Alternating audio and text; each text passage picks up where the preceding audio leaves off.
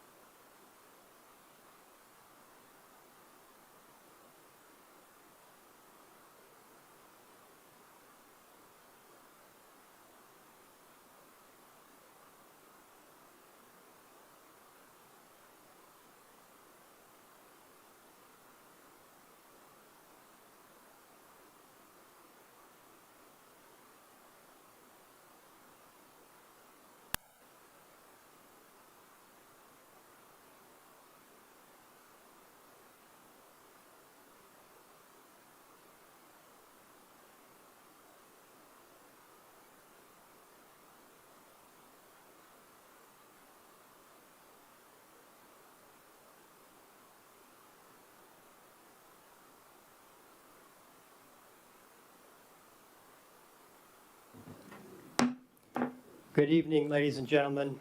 Welcome to the Newcastle City Council regular meeting for March 18th. The time is 7 o'clock. I'm Mayor Clark presiding. The City Council just returned from an executive session that started at 6:30, where we met with legal counsel. Executive sessions are closed to the public pursuant to state law per RCW 42.30.110 subsection 1 paragraph I. We convened for 25 minutes and no decisions were made and no votes were taken. So now we're here at our regular meeting. We have a big crowd tonight. I'm assuming a lot of people will want to comment publicly. Please make sure that you sign up onto the sign-up sheets over there on the table so that you can get called if you'd like to do that. At this point, please rise and join us in the flag salute.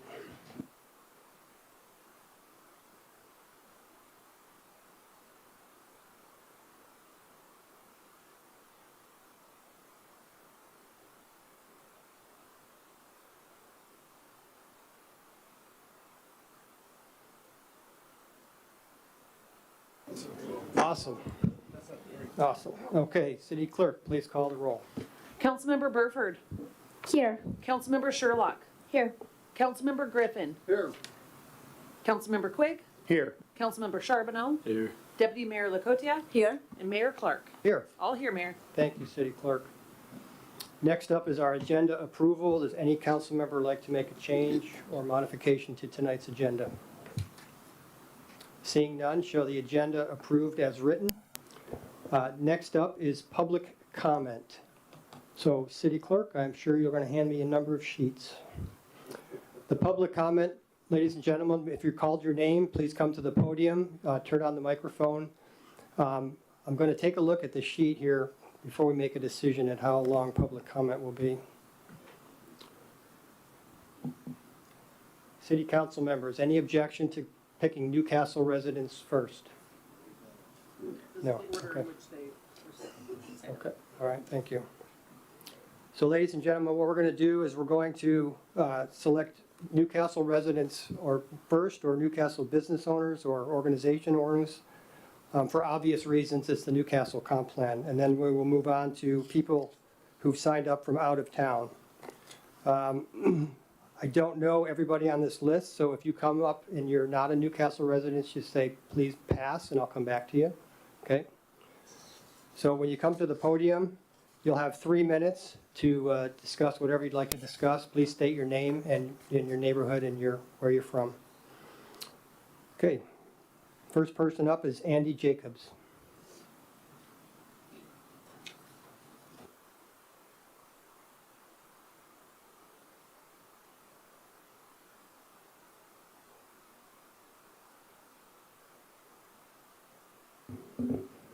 Thank you, Council. Andy Jacobs. I've been a resident in Olympus for 31 years.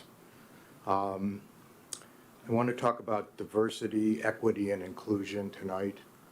I choose not to abbreviate that because I think there's some people that may not understand what those letters stand for. So I'll refer to diversity, equity, and inclusion during the conversation. Diversity refers to the presence of variety within the organizational workforce, such as gender, ethnicity, sexual orientation, disability, age, culture, class, veteran status, and religion. The current council today has 3 women, obviously, 2 veterans, one of which I believe is disabled. Without diversity, equity, and inclusion practices, some of you may not have been on this council currently today.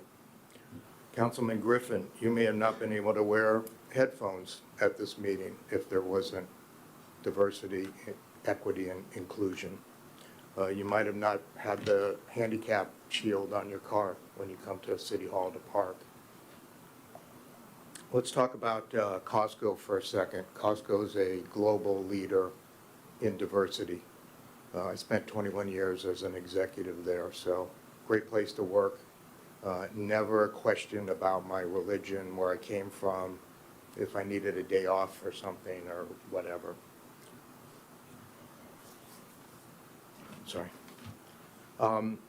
I just want to finish off by saying diversity, equity, and inclusion includes some facts such as ramps, sidewalks, and cutouts, which you've all had experience on the council with, subtitles and captions on TV and phones, family restrooms, pay equity and transparency, work accommodations for a variety of disabilities, and best of all, seatbelt extenders on the airplanes.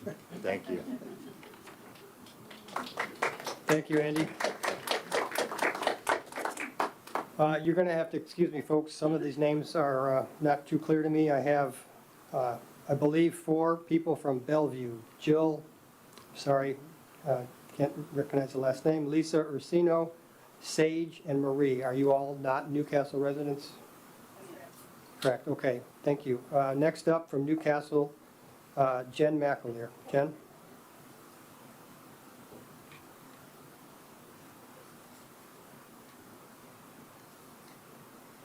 Hey there, my name is Jen McAleer. I live in China Creek with my wife Stephanie and our 9-year-old boy. It does not feel good to be in this room again tonight. Once again, we're fighting for freedom. We're fighting for equity. We're fighting to be living in a city free of racism and homophobia. But I did say it before and I'll say it again. We refuse to tolerate your intolerance. There is no end to this fight. As long as some members of this council and this community fight against being a city of inclusion and belonging, there will be division.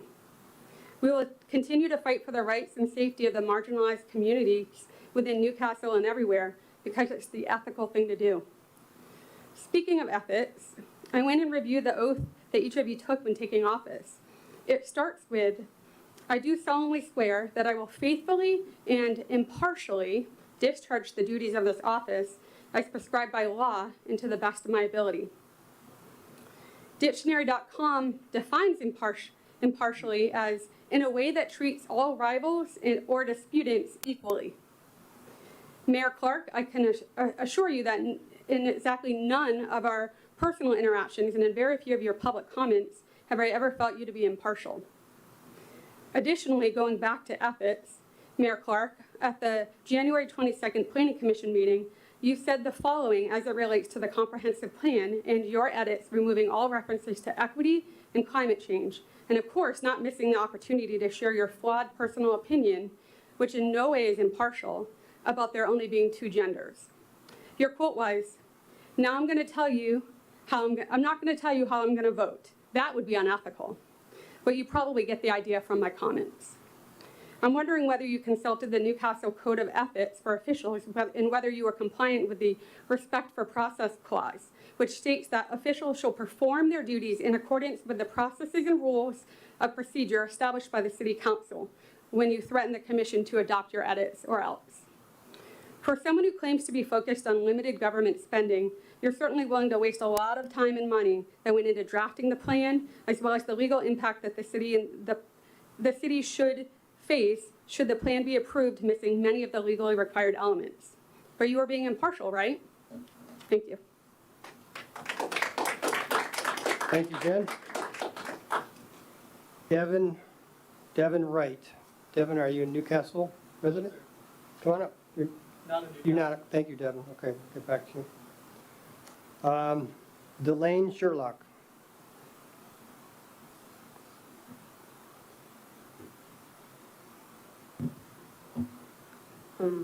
Hi, my name is Delane Sherlock. I use he, they pronouns, and I live in Hazelwood neighborhood near Donegal Park, and I'm a student at Rooston Middle School. My mom has been on the city council for 5 years, and in that time, I've gotten to learn a lot about politics and what it means to be a good representative of our city. I've always been an advocate for myself and those around me, and I'm here today to express my deepest concerns for this city. You may recall that in June 2024, certain council members voted against raising the pride flag outside our beautiful city hall, letting down a huge community in our city, my community. As a trans male, these events left me and my many peers shocked and saddened, and it pains me to see our mayor disregard the need to be equitable and open to all. Use of what you call DEI is not a direct threat to the city's or your own nature, but for the importance of preventing any future unfairness, which I'm sure is one of your top priorities as mayor. I understand that you believe these issues are irrelevant or unimportant, but coming from a cis, straight, white male veteran, your belief on whether these things are relevant isn't something we prioritize over the voices of the people in these groups telling you it is. I hope that one day you can come to realize that this world and its good people do not revolve around you and your opinions. It revolves around the sun. Thank you. And I hope that the decision made tonight doesn't repeat what mistakes were made in the past, and that everyone can feel safe and equal in this city.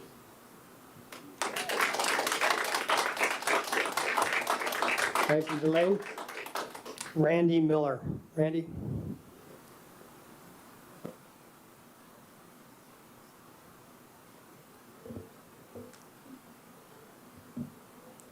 Hi, my name is Randy Miller. I'm a resident of Hazelwood Ridge. I'm probably going to go like 30 seconds over time. Apologize in advance. Please bear with me. I'd like to comment on how the comp plan was handled at the last two planning commission meetings.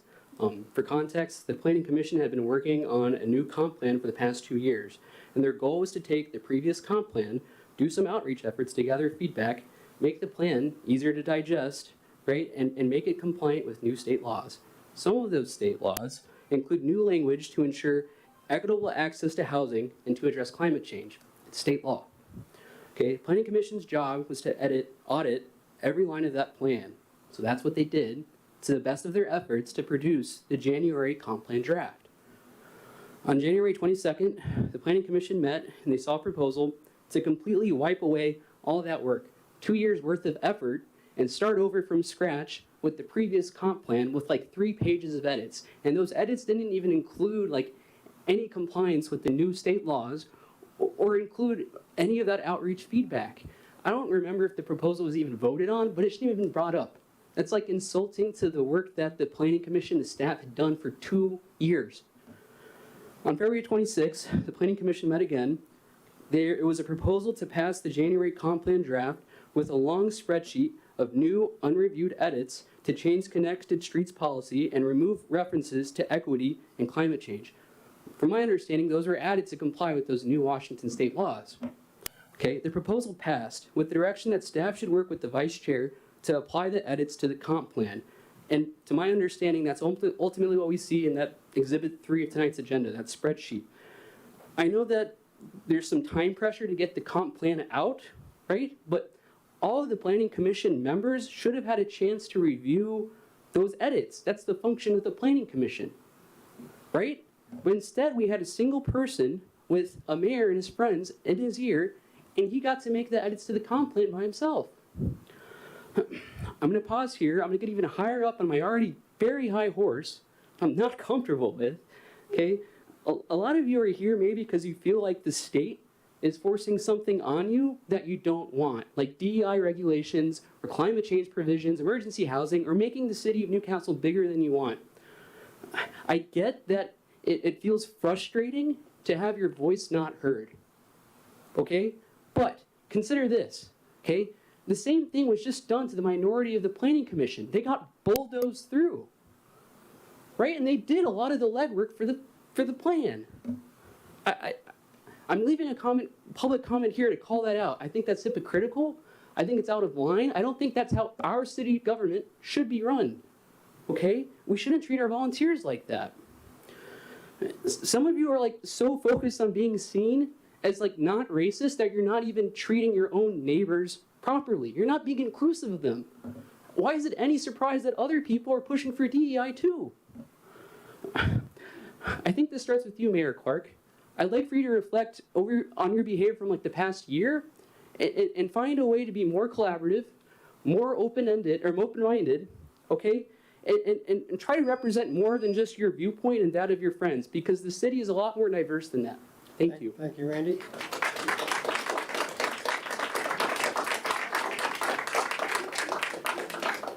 Next up from Newcastle, we have Sean Greenlee. Sean?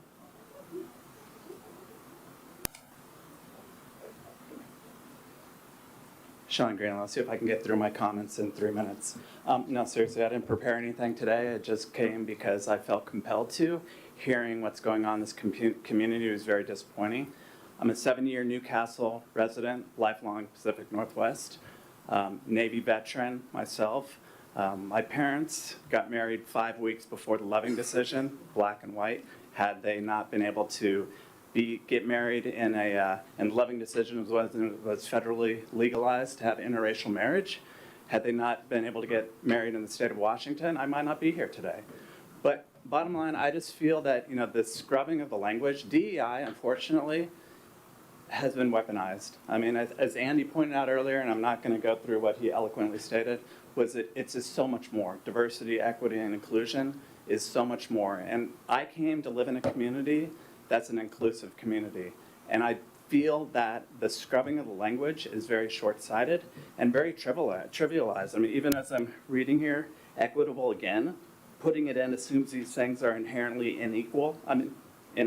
I mean, yes. And it's thrown in like a spice, a new soup you're trying out. I mean, just how trivialized is that? So, I mean, I came here, I'll just keep it short. I just feel very disappointed that this is an approach that we as a community and the leadership are taking when we know that this community is just so much more. And I mean, especially coming from leadership in the Navy, you know that as a Navy officer, of which I was too, we lead one of the most diverse communities socioeconomically in the nation. And you have to be able to understand each other's perspective to ultimately be able to accomplish the mission to the best of your ability. So that's all I got today. Thank you very much for hearing me. Thank you, Sean. Thank you for your service as well. Next up, Scott Marsh. Scott?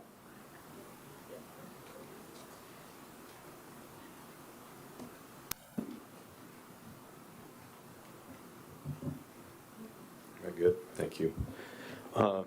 Scott Marsh, 20-year resident of Newcastle. Some of you may recognize me. I spent the last 6 years on the Planning Commission. I'm here to argue against the proposed comprehensive plan provided by the Planning Commission following the February meeting. I'll call it the February plan. I strongly urge you to reject the February plan and to direct the Commission to forward the version of the plan that had been proposed at the beginning of the January meeting, and instead to adopt that plan. First, a minute of history. The comp plan was developed over a 2-year period. Commissioners spent the first year focused on obtaining residents' visioning input at public events through an online poll and through countless hours of conversation with residents like these who are here tonight.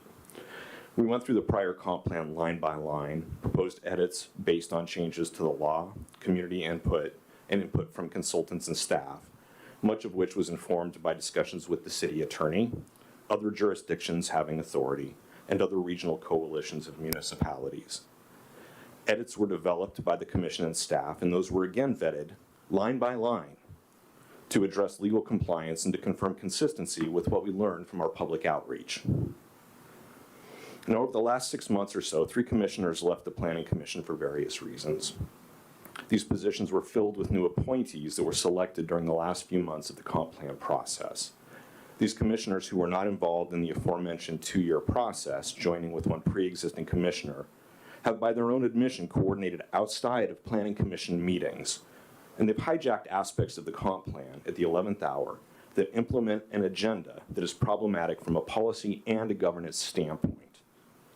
The changes that have been added into this, calling it the February plan again, were not allowed to be vetted on an item-by-item basis by the Planning Commission. This group pushing through these last-minute edits without allowing an on-the-record evaluation of those edits. Second, these changes minimize or disregard legal requirements and risks, creating greater litigation exposure on multiple fronts by future developers, by citizens and community groups, and by challenges at the Growth Management Board level. We're seeing that in Mercer Island, by the way. These changes also, third, were the last-minute effort of a small group to backdoor in changes that are not consistent with the broader public visioning and a Newcastle community that sees itself as inclusive and, importantly, legally compliant.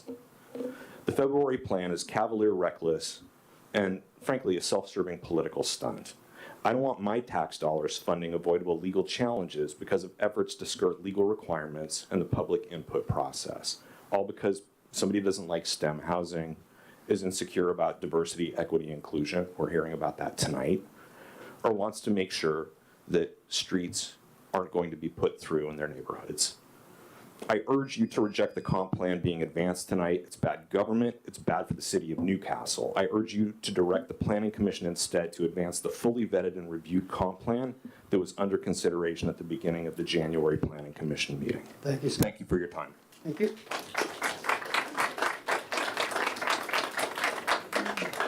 Next up, Lynn Prevet. Lynn?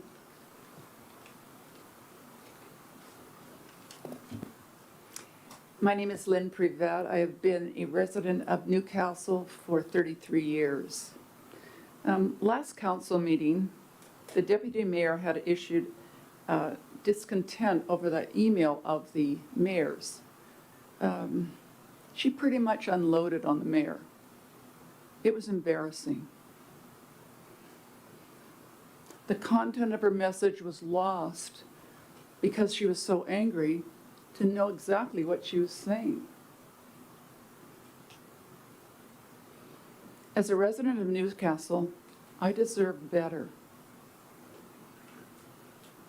Last June, another council member, when disagreeing with some of the other council members, felt no obligation or compulsion to go on television and promote his side of a political agenda and make accusations that weren't true. In so doing, you are pretty much saying the end justifies the means. In other words, I will go to any length to make my political agenda win, including smearing your name with the latest offensive buzzword, making threats, and generally elevating my political cause above everyone and anyone. As a resident of Newcastle, I deserve better. I don't feel you can represent the voters of Newcastle well when you're handling your differences so poorly. When I say I deserve better, what do I mean? Keep in mind when I bring up this next word, your response to it will say volumes. What we expect is a certain degree of civility. What we're getting is not that. Mahatma Gandhi said, civility does not mean the mere outward gentleness of speech, but an inborn desire to see the opponent do good. Civility requires relearning how to disagree without being disagreeable. Barack Obama. What comes out of the mouth gets its start in the heart. Jesus Christ. Interestingly, the culture killed two of these messengers because they didn't like the message. As a voter of Newcastle, I should be able to expect no less than civility in your tone and content of speech in the council chamber and out of it. Civility in your objections to those you disagree with politically. No disparaging remarks of fellow council members, laying aside whatever flavor of the month terminology is used to assassinate others' reputation. Care about the person you're becoming in the process of getting what you want. As a resident of Newcastle, I deserve better. Thank you, Lynn.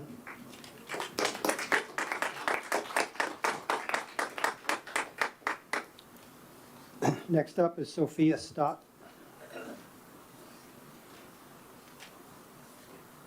Hi, my name is Sophia. I'm 11 years old, and I would like to talk about the 10-year plan for our city. I think that there's a little bit too much of DEI talk. It discriminates people based on race or gender, and that's not fair. People should be chosen for who they are and what they do, their talents and their abilities. And also, they should not be put in categories. They should be shown as a unique individual. I don't want to be labeled as just a girl. I want to be seen as a hard worker and determined. And it also excludes people. DEI excludes people. Fairness should mean it excludes people. Fairness should mean equal chances for all, not favoring one group over another. We should work on kindness and talent, not race or gender. Thank you for your time. Thank you, Sophia. Darren, stop. That was my daughter. She asked me if I was scared. I said, I'm terrified. Good evening, Mr. Mayor, Council. My name is Darren Stott. I'm the pastor at Eden Church. This year we're celebrating 70 years in Newcastle. Thank you. I'm a third-generation pastor in this city, leading a congregation that began at Hazelwood Chapel in the old Hazelwood Firehouse. Today, our church represents over 1,200 people of diverse backgrounds: Black, white, Hispanic, Jews, Arabs, Iranians, Filipinos, Indonesians, and various families from various tribes across Africa. These are voices and lives that I stand for tonight. People that are created in the image and likeness of God, of equal in value and dignity.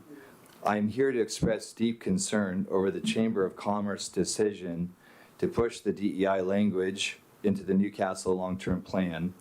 This chamber receives funding from the city, possibly even tax dollars, claims to represent local businesses, yet it took a bold stance without any broad input from the very businesses that it claims to speak for.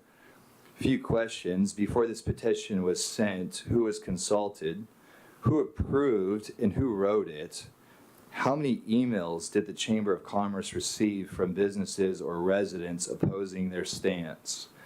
I strongly oppose incorporating DEI language into Newcastle's long-term plan.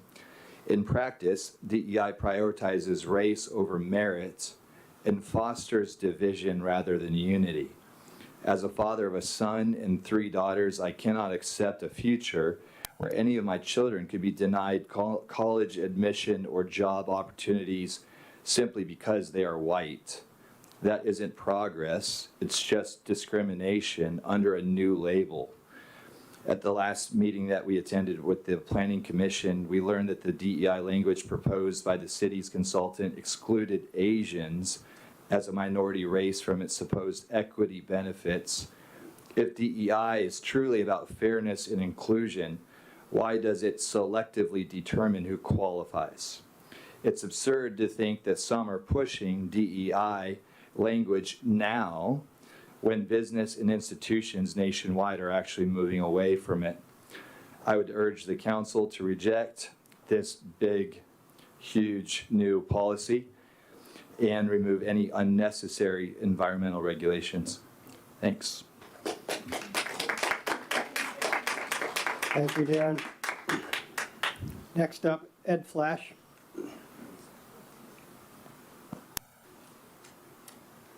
Hello. Good evening, and thank you for the opportunity to address you all this evening. My name is Ed Flash. I live in the Milepost neighborhood and have been a resident of Newcastle for 18 years. I am a very proud Newcastle resident, and I'm proud to call this my home. First, I want to thank each member of the City Council for your time and commitment to making Newcastle a great place.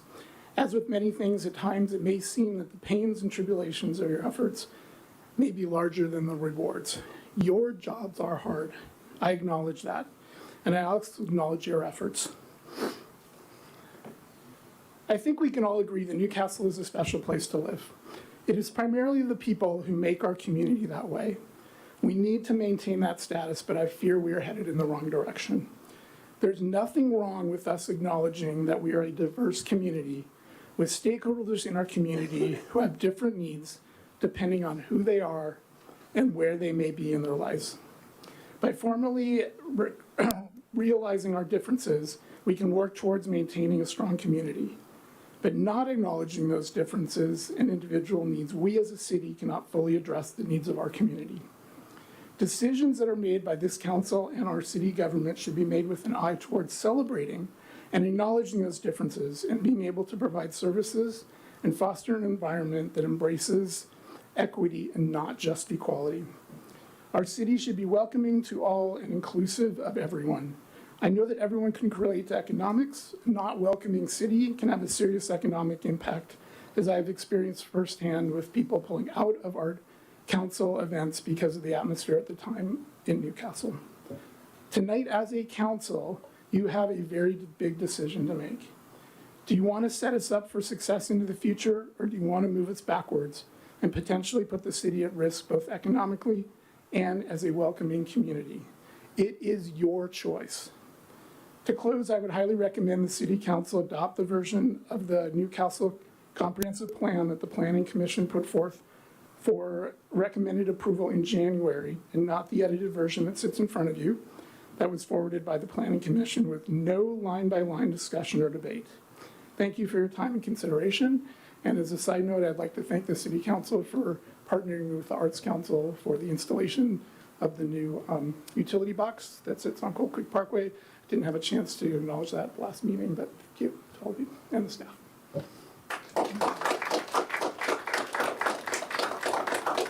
Thank you, Ed. That box does look really nice, though. Thank you. Next up, Owen Gape. Owen?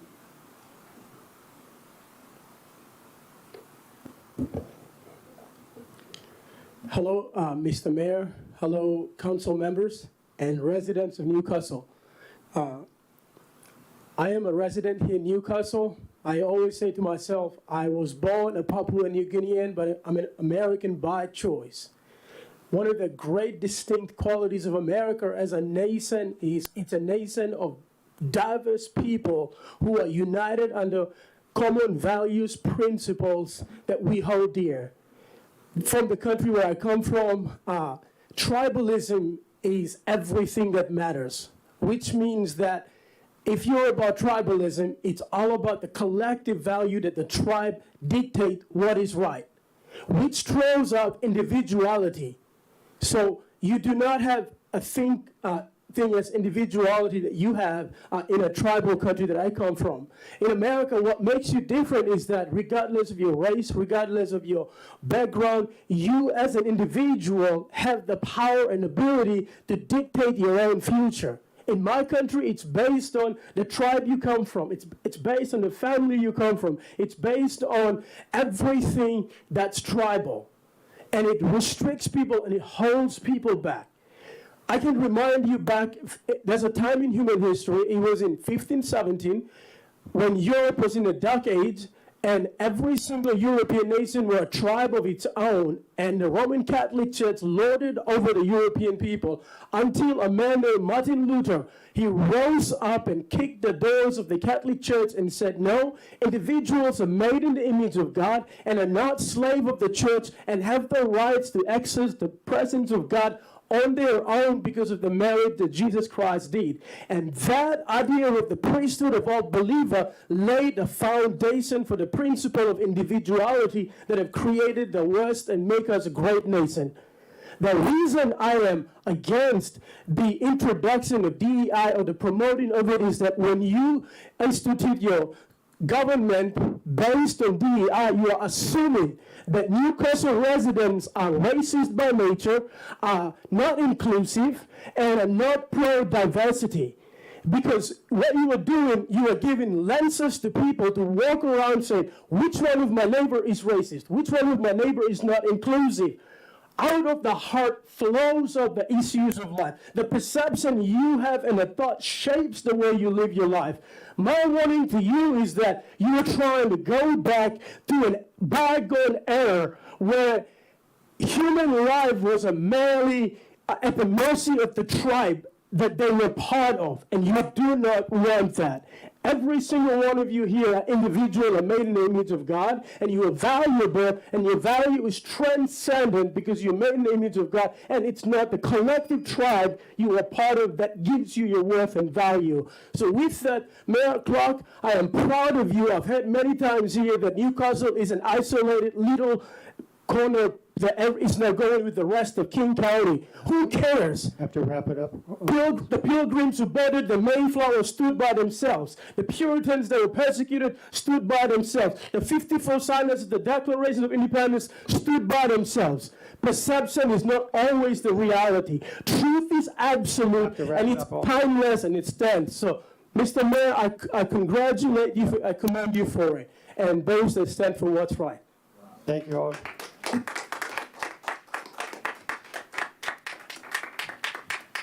Okay, I need a motion from the council. It's been 30 minutes for public comment. I have a motion to extend. Second. Okay, moved and seconded. All in favor? Aye. Aye, okay, thank you. Next up, and by the way, we won't be that much longer based on the names on the list. Tiffany Gunther. Tiffany?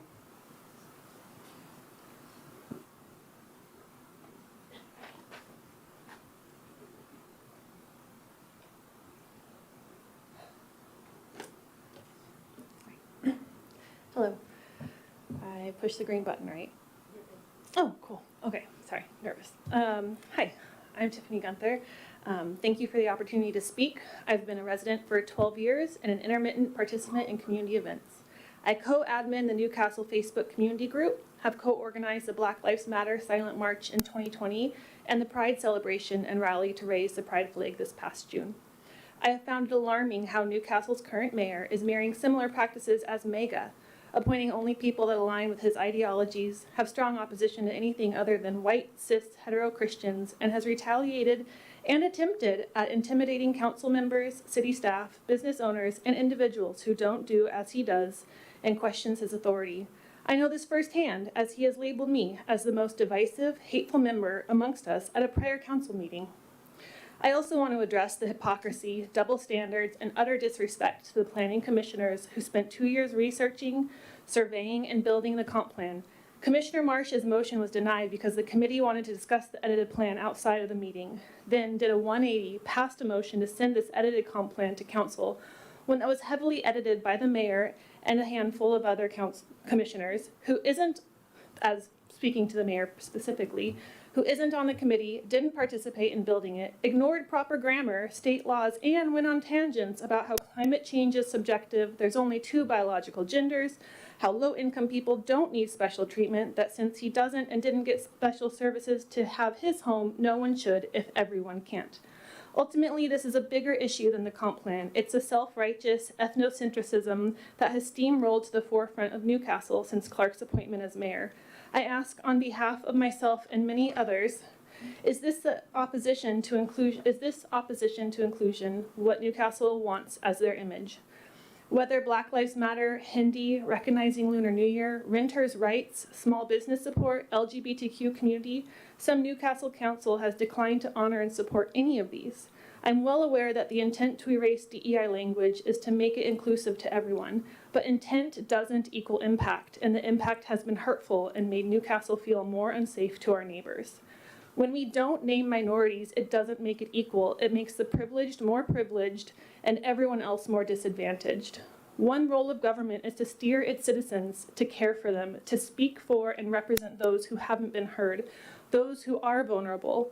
What is it meant to be a Christian nation if we are erasing these terms that prioritize these people to the front of our community? Newcastle history has not been kind to minority groups. From the Asian immigrant coal miners to the segregated cemetery, you can still check that out, and as recently as last spring when a member of Mayor Clark's safety patrol murdered a black boy. Look at the faces of the majority of public officers. If we don't actively strive to make this city a more inclusive, diverse space with many more faces than only affluent and or white people, our town will never be equitable. Thank you to those council members and commissioners who hold on to the inclusion. Please wrap it up, Tiffany. Thank you. And advocate for those who can't speak, even when faced with intimidation. Thank you.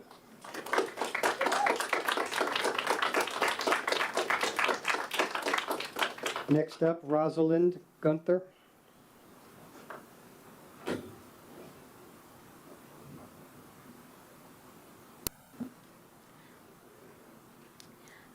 Hello, my name is Rosalind Gunther, and I am 12 years old. I'm here to speak about DEI in Newcastle, and then I remind you of its meaning: diversity, equity, and inclusion. First reason that we should keep DEI in Newcastle is because we want to make everyone feel included. This is important because if we are being kind, then we are welcoming, bringing in, and speaking of everyone of all abilities, races, beliefs, and genders here in Newcastle. When we make other people feel threatened and worried about who they are, they will not feel safe in this town and not want to join. We want to make our town larger, not smaller. Second reason to keep DEI in Newcastle is because we want to treat everyone equally, no matter who you are. Having equality is not excluding different people, but speaking of everyone no matter who they are. Everyone deserves to be treated the same, and the same shall mean treated kindly to and treated respectfully. This includes keeping ramps on sidewalks, acknowledging the people who are usually excluded, and celebrating every culture. This will create a more peaceful city and calm environment here in Newcastle. As I have stated above, naming people historically oppressed should be included in Newcastle. Please consider my speech. Are you going to make a decision based on what you want or think that is good for the citizens of Newcastle? Or are you going to consider the other people who have different points of views? Please think about that. Thank you for listening.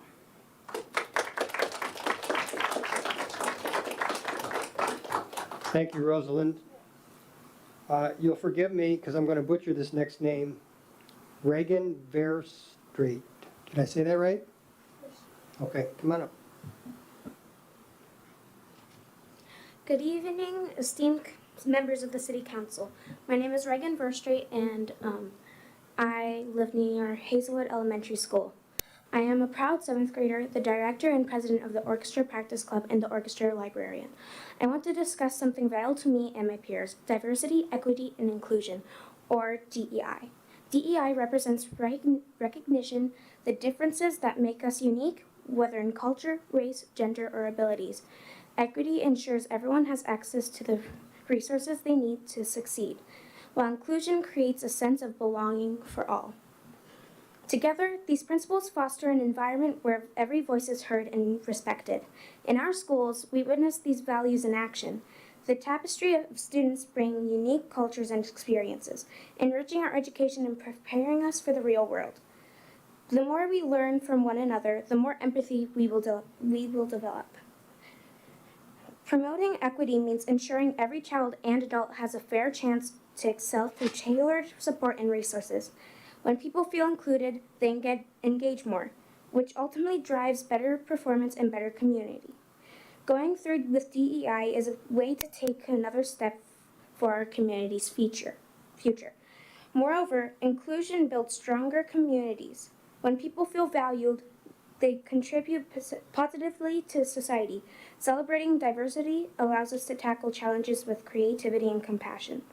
While some may see DEI initiative as unnecessary, neglecting these principles risks perpetuating cycles of inequity and exclusion that harm individuals and society. In conclusion, I believe DEI should remain a fundamental part of our community values. By embracing these principles, we enhance our schools and strengthen our communities. Thank you for your time, and I hope you will support the continuation of DEI. Together, we can create a brighter, more inclusive future for everyone. Thank you.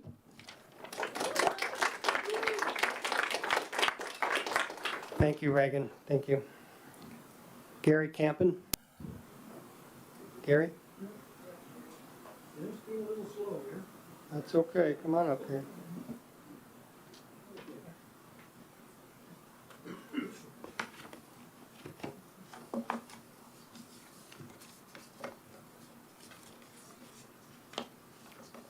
Gary Campen, 12601 Southeast 75th Place, Newcastle. I've been here for, well, since 1980, before there was a Newcastle. So welcome, Newcastle, and I just love all the comments I'm getting from, we're hearing from all these wonderful people. So, hey, great little city, great people, hurrah. Anyhow, on behalf of Newcastle Trails, I urge the council not to accept the current draft comprehensive plan as is. We worked hard to ensure a good PTR element in the comp plan, Parks, Trails, and Recreation, with proposals for a new park and new trails and big updates for the trail maps. Those proposals and new maps are not in the current draft, but they should be in the final plan. Putting the proposed park in the plan costs nothing, but it lets the city create the park at any time on city open space. More important, having it in the comp plan will enable the city to apply for grants to improve and expand the park. Showing those proposed trails in the plan has the same advantages. Those dotted lines on the map will allow the city to pursue grants. And where they cross private land, they may require a developer to build a trail. We've been using that mechanism for years. That's one of the reasons we have this really great trail system. Newcastle Trails volunteers spent many hours preparing proposals for the plan, including detailed maps and trail descriptions. And we worked closely with the Planning Commission, first on a joint committee with Brian Kennard, then at commission meetings. Our proposals include ideas, terms, definitions, and texts supplied by members of the commission. Commissioner Scott Marsh suggested the use of dotted lines in map PTR 3. Great idea. Why didn't we think of that in the last 20 years? So Scott did. The city staff, notably Brian Hutchins and Tyler Coyle, city staff members have spent hours reviewing our proposals and turning them into GIS maps. From 2019 to the present, our comp plan maps have been inadequate, incomplete, and full of errors. Meanwhile, our trail system has expanded greatly. It's reaching maturity. Things are being connected. These new maps and descriptions will at last supply a complete and correct picture of our present system and the proposals that will complete it. The trail system will be improved in many ways. In particular, the maps will show connecting trails outside Newcastle in far more detail. So the maps will be far better than ever before. The city will have a full set of park and trail maps. It can create and maintain a trail guide. Am I getting 5 minutes for? No, sorry. Not for a group. Okay. Well, I just asked the council to wait a bit longer. The team has carried the ball to the 1 yard line. Don't fumble it. Thank you, Gary.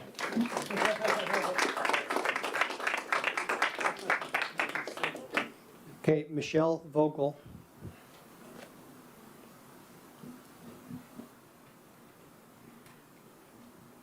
Good evening, Mayor, council members, staff, and fellow citizens. My name is Michelle Vogel. I've been a resident of Newport Woods for 5 years. I want to start by thanking the Planning Commission for their work over the last 2 years. And I would like to pose a question to each member of the council. Many of you, including Mayor Clark, campaigned on fiscal responsibility.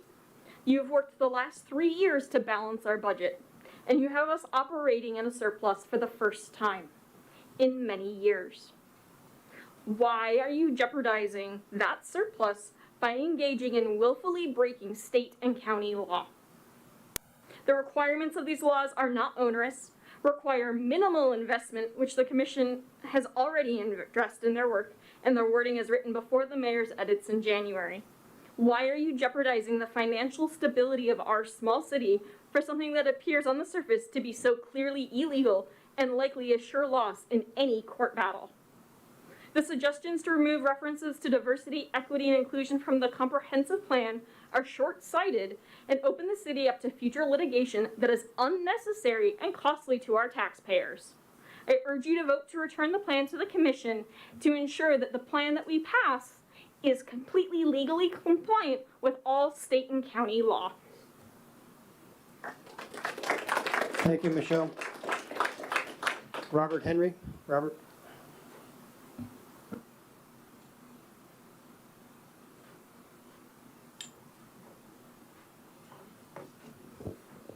Hi, I'm Robert Henry, and I live in the southeast corner of Newcastle.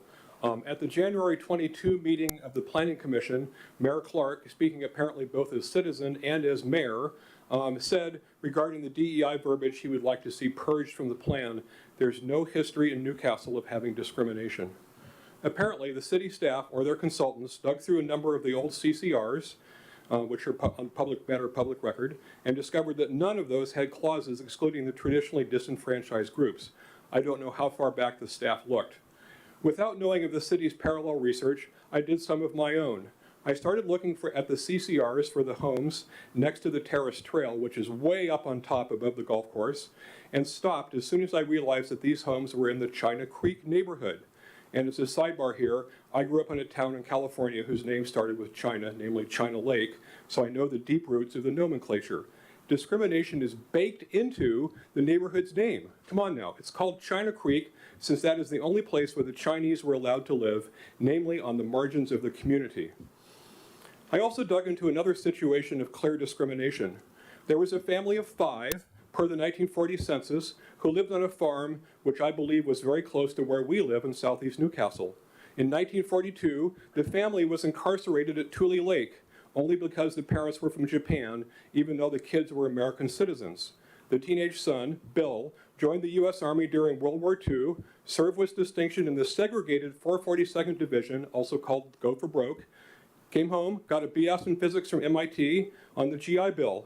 Ironically and sadly, the modern accolades of the history, valor, and distinction of the 442nd were scrubbed from Army.mil just last Friday, and then fortunately restored sometime later in the weekend. We can't erase the history. Thank you.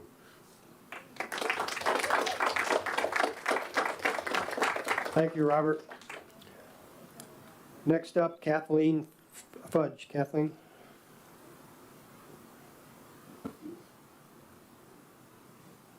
Hi, my name is Kathleen Fudge. I've been a resident of Newcastle for 38 years.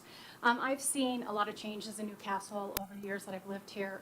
For one, we became a city. We used to be the city of Renton, or we used to be in Renton. And I've seen a ton of stuff that in the last few years that has been an embarrassment to our city.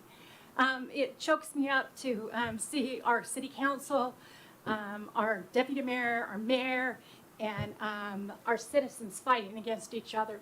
It's embarrassing. It's embarrassing to go on Facebook, which I very rarely go on, and see the talk that people talk about to each other. It's the saddest thing. It's embarrassment because other people are seeing that. We should be proud of our city. Yeah. And I also want to say my thoughts on diversity. I worked for the state of Washington for many years, for 20 years as a paralegal for the Washington State Attorney General's office. I saw a lot of changes in that office during that period of time, some not so good. I also believe that everybody has rights. And, but I feel that I also have a right when a flag flies out in front of our city. It should not fly. A pride flag should not be flying out in front of our city. We're supposed to be all in one. That's not part of me. That is not part of me. I should have rights too. I believe, and everybody has a right to their own opinion, I believe that we were born one sex or the other, either male or female. Everybody else can believe what they want to believe. You can change, you can do whatever. I don't harm anybody with your rights or whatever. But in a city building, a flag should not fly for one group. I thank you for your time. Yeah. Thank you, Kathleen. John Schofield. John?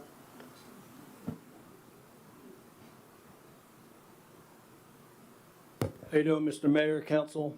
I've been living here 43 years, before it was a city, and Kathy's right. This city council is embarrassing. The way they go after each other, the way some of these people write these emails about our council and our mayor, they ought to be thrown out of the city. I've watched a lot of change around here. None of it's been good. This city hall, biggest ripoff we ever got put through. People on the council made a lot of money when this thing was sold by someone who didn't have anything to do with it. This guy talks a lot, this guy says a lot, and don't back it up and blame somebody else when he does screw up. That's all I got to say. This city is a disgrace right now. Rob, you're a good man. I know you well. You're not racist or any of that crap. We're all white guys, so automatically we're racist because we're all white guys. This is a bunch of BS. Have a good night. Thank you, John.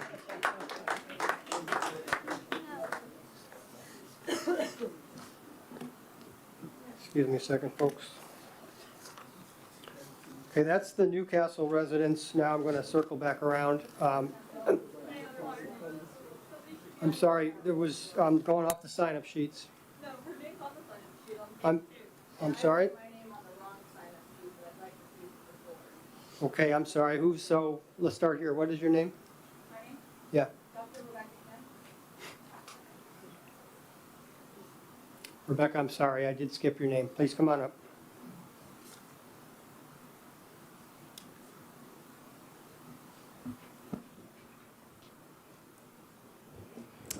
Good evening, Mayor Clark and members of the council. My name is Dr. Rebecca Kim.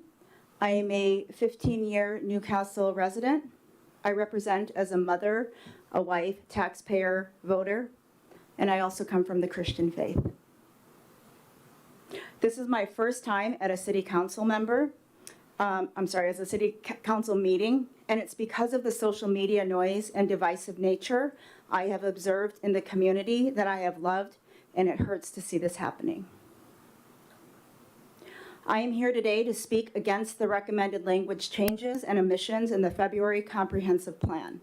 Language that is not only misleading, but dangerous to the unity of our city and needed accountability of racially disparate impacts. This language and policy needs to be sustained and intact, not removed. This recommended policy does not promote equity, as some may know and even support. It weaponizes race to justify broad, sweeping changes that disregard the voices and accountability needed of the very taxpayers who built this community. For years, we have been a city that values diversity, not just in race and gender equality, but in the thought, experience, and contribution, beginning from the backs of immigrants who were coal miners. We have worked hard to create a place where people of all backgrounds have generally felt safe, welcome, and included. Excluding the handful of times my children have been ridiculed for the shape of their eyes and being of Asian descent. As a person of color, I have faced racism countless times, but it's the policies and intolerance that has protected me most times in these experiences. And yet policies like what is on your consent agenda tonight attempt to rewrite history and progress, creating a culture of divisiveness. Let's be clear, this language is not about solving a real problem. It is about dismantling the progress we've already made and following a false narrative that DEI is racist. It erases the work that has been done to ensure fairness and replaces it with a divisive narrative that sows distrust and empowering racial disparate practices. For the first time in the 15 years that my family and I have lived here, we are seeing our city become fractured, not because of our people, but because of policies like this that are forcing us to mirror the toxic divides we are seeing across our nation right now. Why are we doing this? Why are we allowing an agenda of division to take hold in a place that has stood so strong against it? This policy does not bring us together, it is tearing us apart. It disregards the value of every taxpayer, every resident, every hardworking individual, including myself, who has made the city what it is today. We should not be dismantling what works and where accountability is needed. We should be reinforcing the progress we've made. Thank you. Thank you, Rebecca.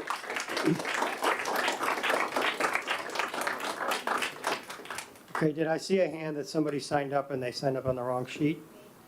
Okay, I'll allow that. Come on up, what's your name? Jamie Cowan.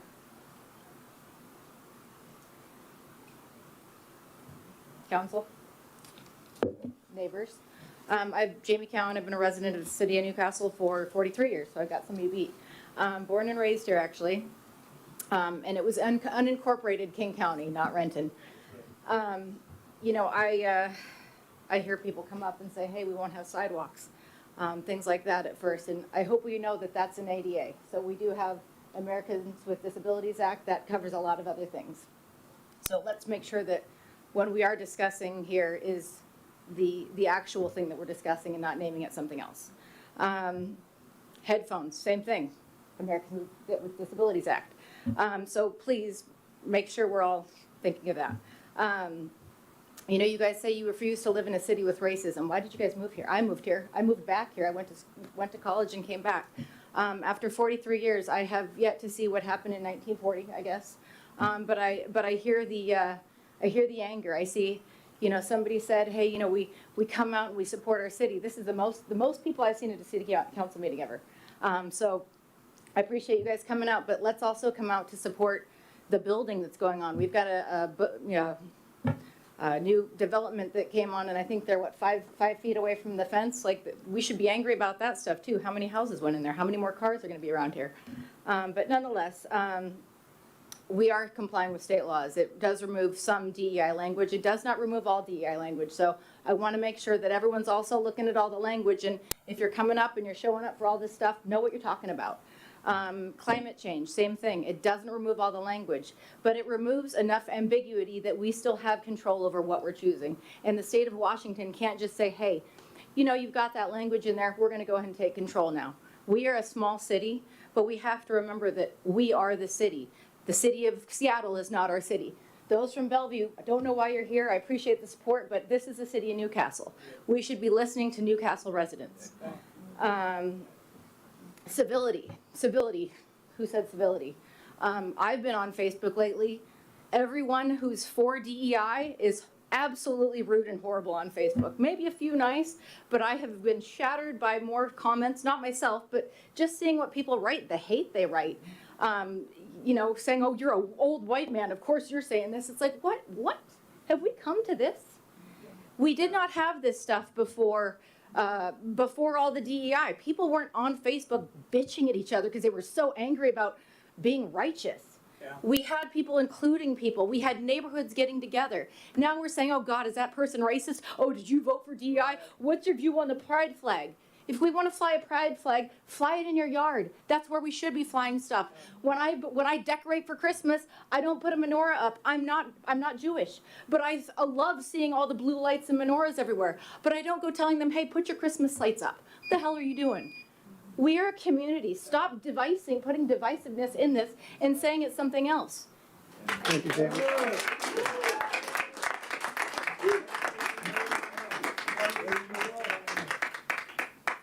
Okay, council, we are now at a second 30-minute period, and the only remaining people are not from Newcastle. My suggestion is that we close the public comment. I think we get a pretty good idea of everybody's opinion.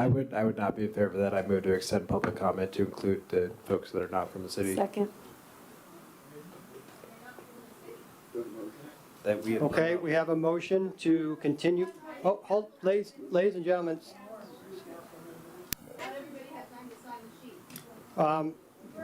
Yeah.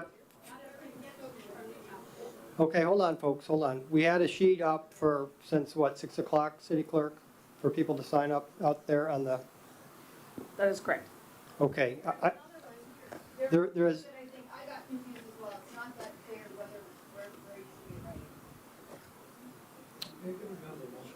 Okay, so we're going to hold on to that a second. So the first motion on the floor is to whether or not to continue public comment for another 30 minutes, regardless of who's on the list. So is that clear? Okay. All in favor of continuing for 30 more minutes, say aye. Aye. Opposed? No. No. Okay, 5-2. We'll continue public comment. Now I'd like a ruling from the council. People who say they were confused about the sign-up sheet, should we allow people who signed up on the other sheet, we already allowed one, to come up and speak as well? We'll probably get them in the 30 minutes, sure. Okay. Point of clarification. Sure. We would still go back through, you told the people that were not from the city that signed up that you would go back and circle back to them. I would like to honor that. Are you saying that having those folks speak as well, having the folks that didn't sign up in the correct place speak after those folks that you just mentioned, and having all those folks speak, or you just? That's correct. I would move that we continue, but only with Newcastle residents, but that was not in favor of that. So, it's pretty clear, we have two opposing views, we have pretty clear what everybody thinks, right? So we want to move on with our meeting. We don't have to continue public comment. It's 30 minutes a segment. Councilmember Sherlock? Yeah, we just voted to extend it for 30 minutes, and I would say, I'll make a motion if you want me to. Please. I'll move to allow the rest of the people on the list to go, and if in that next 30 minutes, there's still people that want to raise their hands, then let them speak if it's within the 30 minutes. I second. Okay. All in favor? Aye. Okay. So here's what we're going to do, folks. We're going to continue on this list. Then if anybody signed up over there thinking that it was the first list, City Clerk, can you grab that second list, please? So find out how many people are on that.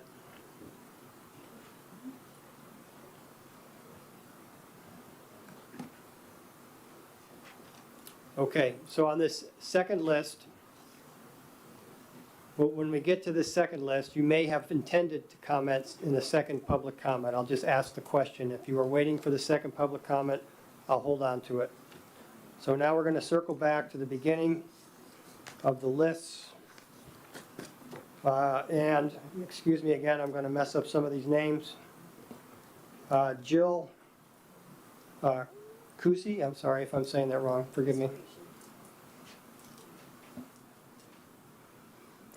And my mic is on. Yeah, it is. Okay, great. Good evening. My name is Jillian Creasy, and I'm the pastor of a Christian church community just 11 minutes up the road in Bellevue, bordering Newcastle. Members of our church live all over the east side and have many connections to Newcastle and share concern for the state of the city. As a people of faith, we stand in solidarity with the original language of the comprehensive plan, which calls specific attention to the need for equity and inclusion and the need to care for our environment. But before I was a pastor, I was a teacher. I want to tell you about the drawer I had in my desk where I kept food for kids who are hungry for lack of proper access to nutrition at home. I want to tell you about the many students who needed modified assignments because they didn't have reliable access to internet at home. I want to tell you about the students who sat in my room and cried as they told me about their families' struggles related to access to things that should be affordable and reliable to everyone, things like housing and utilities and transportation. Access is not and has not been afforded to every subgroup of the population here or anywhere, and it is our job to work together to attend to and remove those barriers. It seems that some people feel that equity work is divisive. I want to say that I have compassion. I believe that your fear is real. I would argue it is not divisive, it's just specific. And as a Christian pastor and trained biblical scholar, I want to speak directly to the people of faith in this room. Our sacred text is full of stories of love and inclusion and justice, and God is specific, as I hope we will be specific in caring for the poor and the oppressed, and for those our communities fail to love. I want to read briefly from 1 John, which says this, and I quote, "We know love by this, that he laid down his life for us, and we ought to lay down our lives for our siblings. How does God's love abide in anyone who has the world's goods and sees someone in need and yet refuses to help?" I wonder, are the people who want to remove the specific call for equity and inclusion and care for the environment refusing to help? What I know is that God's love is so big, it includes everyone in this room, and it includes those society has failed to love. And God begs us to do the same. If you are guided by your faith, may you be compelled to do as the Bible says, to be specific in caring for those society has traditionally marginalized, to act justly for the oppressed, and to love your neighbor as yourself. Thank you. Thank you, Jill. Lisa Ursino. Lisa? She just had to step out. Okay. They don't want Okay, I have a name here, Sage, with no last name. Sage? Or Sage?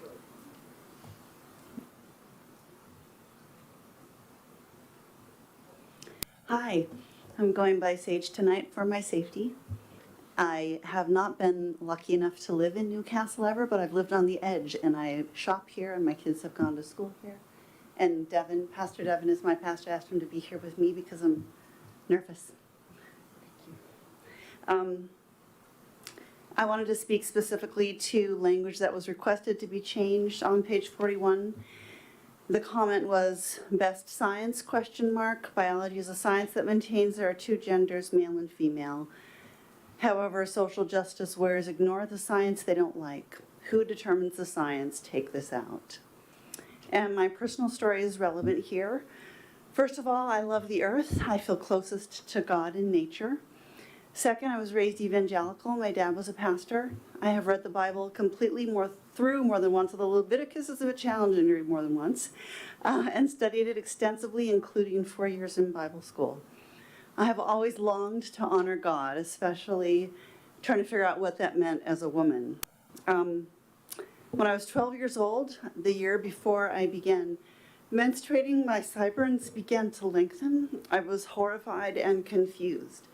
Eventually, I was able to grow a full beard. I would borrow my dad's razor each morning and hide my face inside long hair and turtlenecks. This was the 1980s. I scoured my library for information. The only future I could see for myself was as a sideshow act in a circus. Come see the bearded lady. Thank God for the invention of the internet. I found out that I wasn't alone. I found out that about 1% of the population is intersexed, like me.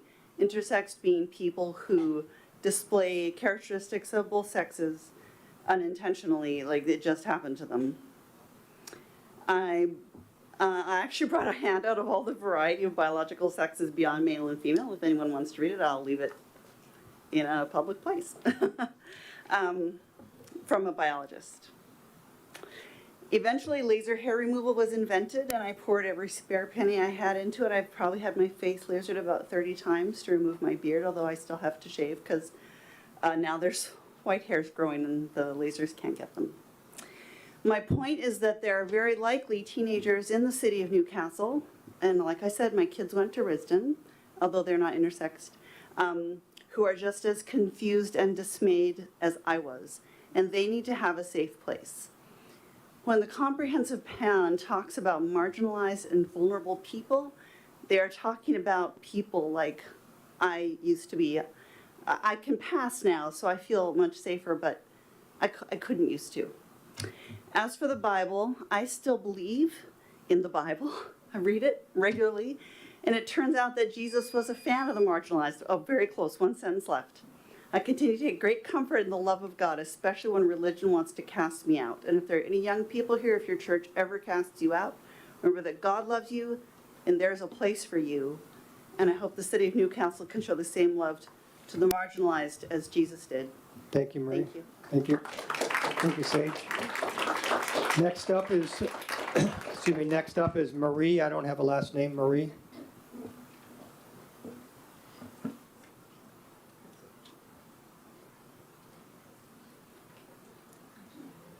Good evening. My name is Sarah Maria Beaufort, and I come from Summerwind, a nearby neighborhood. I'm a current high school student. The necessity of DEI in our community is self-explanatory. First, allow me to specifically define DEI. As you know, DEI stands for diversity, equity, and inclusion. Diversity refers to variety. Variety in regards to gender, sex, ethnicity, sexual orientation, disability, age, culture, class, veteran status, religion, and more. Equity refers to fairness and justice.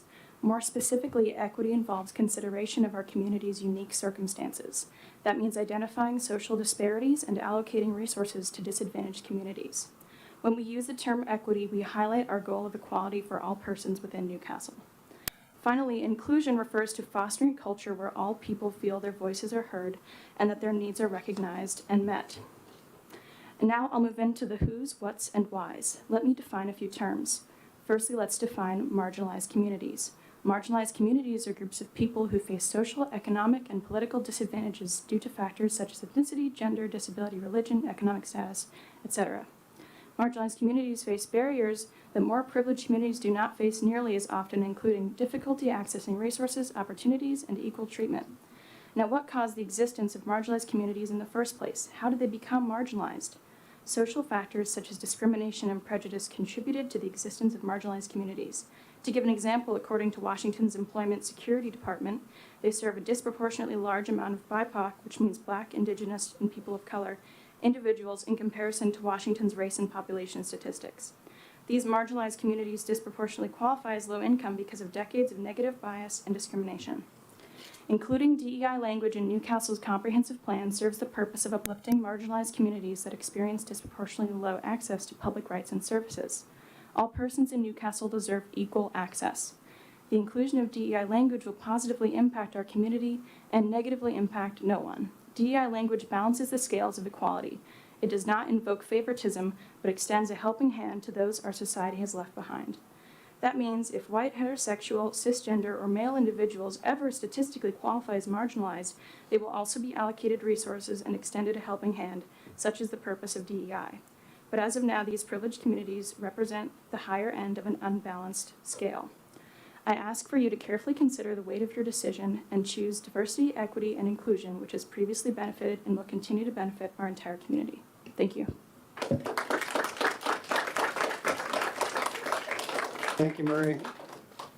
Devin Wright.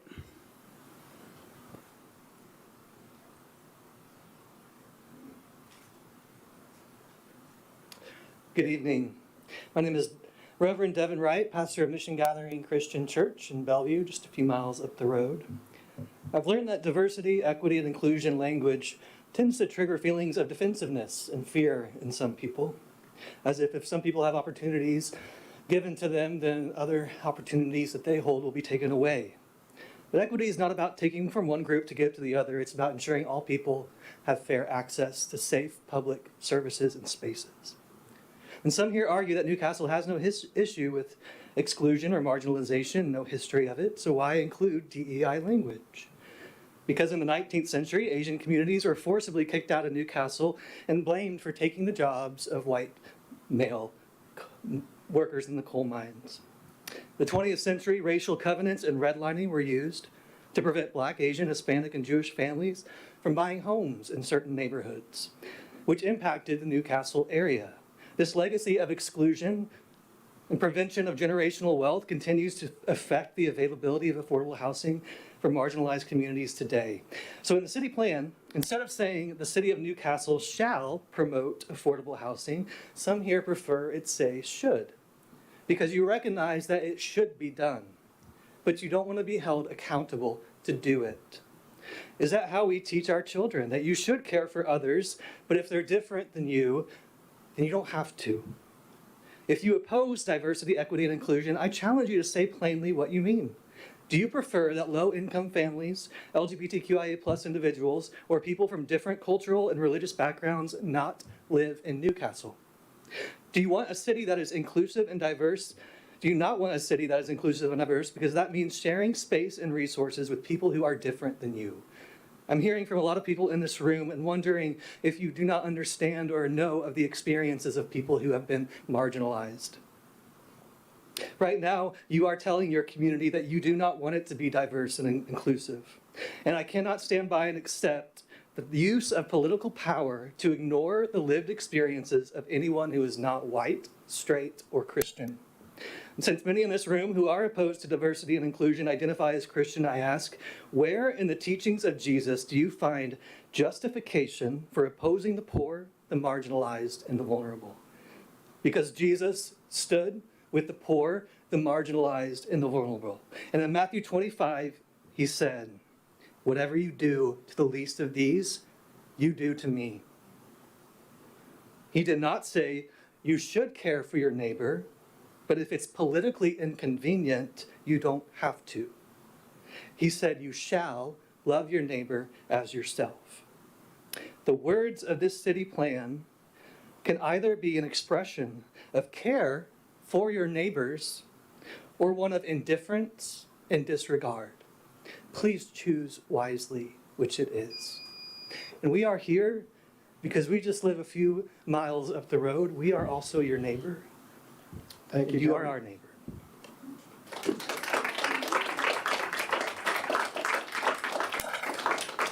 Okay, next up is Ginger Chen. Ginger.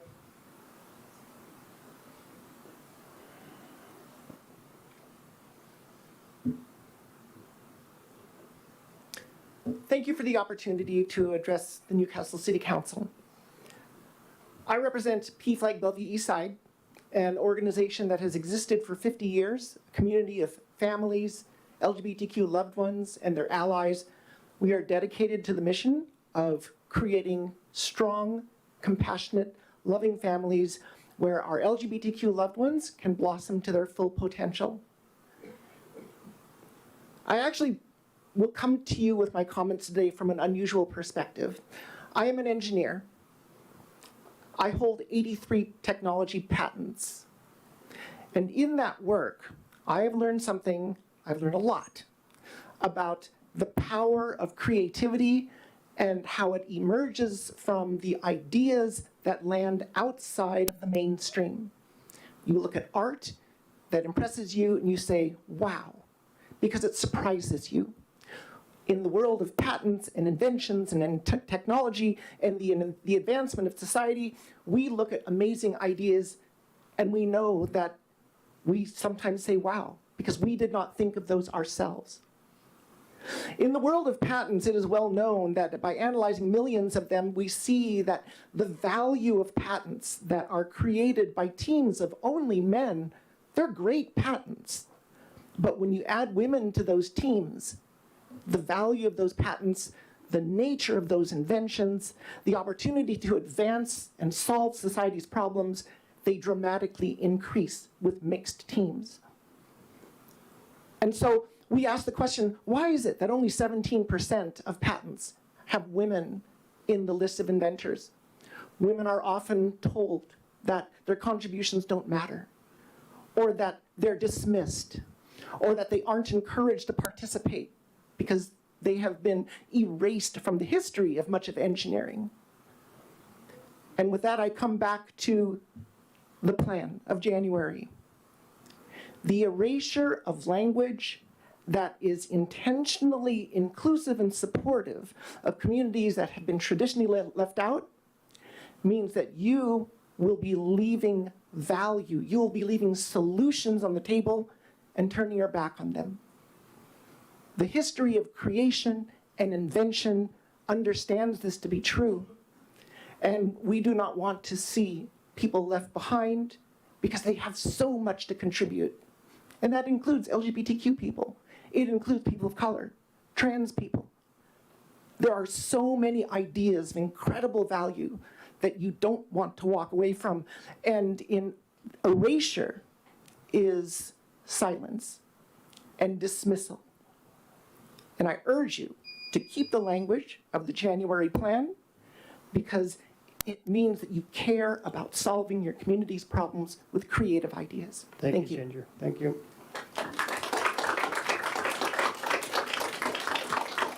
Jan Young. Is there Jan Young?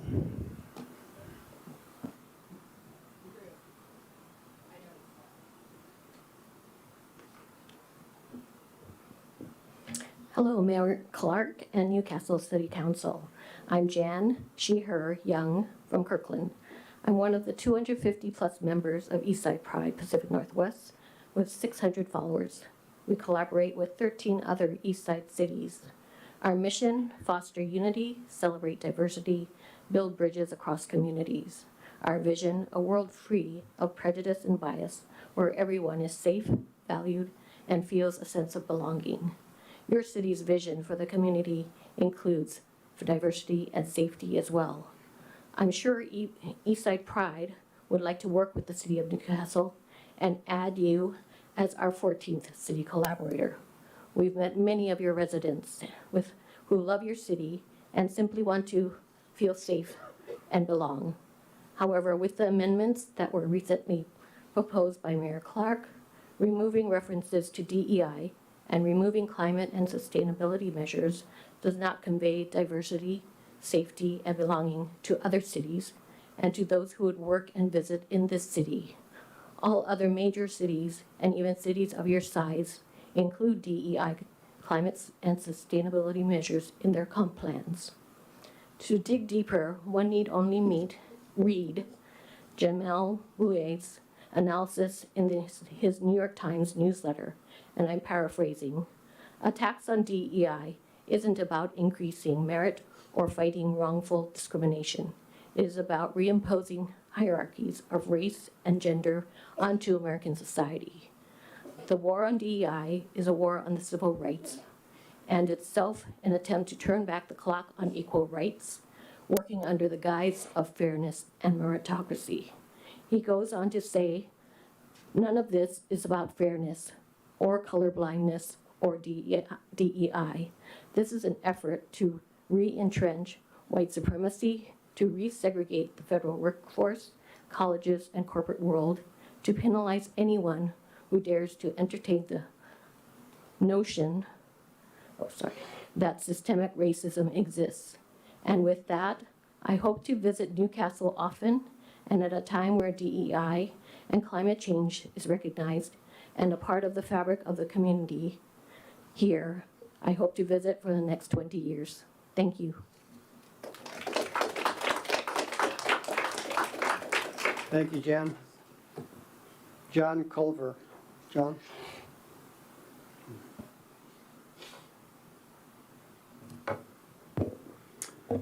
Good evening, Mayor, Deputy Mayor, members of the council. My name is John Culver. I'm a resident and city council member in Kenmore.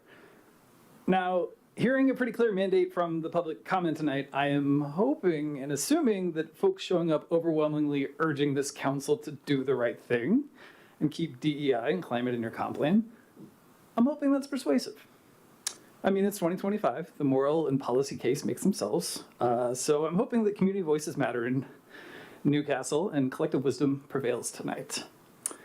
But just in case the final vote turns out to be a big disappointment, well, I do want to offer a spicy public service announcement and equip the community with 3 very helpful pieces of information. First, if constituents should find themselves let down by their duly elected representatives tonight, I have some excellent news, folks. That's a problem we can fix because performance review season is coming up. And in just a few weeks here, there's a very public process for correcting this misalignment of values. According to the Secretary of State, filing week is May 5th through 9th. That's less than 2 months away. Any registered Newcastle voter can file to run for these seats, and the community can will some better votes into existence. Secondly, just getting into brass tacks on this idea, right? According to King County elections, the filing fee to run for city council is just $60. Folks, $60, that's an absolute bargain. In this economy, you'd be silly not to run, my goodness. Finally, despite the national outcome, DEI and climate are not particularly divisive. If the local results here in Newcastle are any indication, 2/3 of the community probably agrees with you. There you go. Now, Kenmore has been through similar tussles. We also used to have a city council member who voted against DEI and climate. So I ran in 2023, and with the support of the community, we took care of that problem. We figured it out, easy. So folks, you can do it too. Check out kingcounty.gov/elections and click on Run for Office. It's a slam dunk. And if anybody needs to borrow $60, I'm sure that's a problem we can fix too. I would encourage everyone, do the right thing. Best of luck with this vote tonight. Thank you.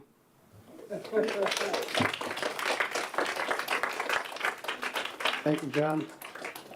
Okay, I'm going to circle back around to this people who believe they were signing up for the first public comment. If I call your name and you really wanted to be on the second comment, I'll leave you alone. If you want to come up for the first comment, you can do that. So, Jen, you look like you signed up for the second. You've already spoken. That's for the second. Okay. Brad Corner, were you wanted to be on the first or the second comment? Brad, is Brad still here? Brad's not here. Okay. Donna Helmick. Donna.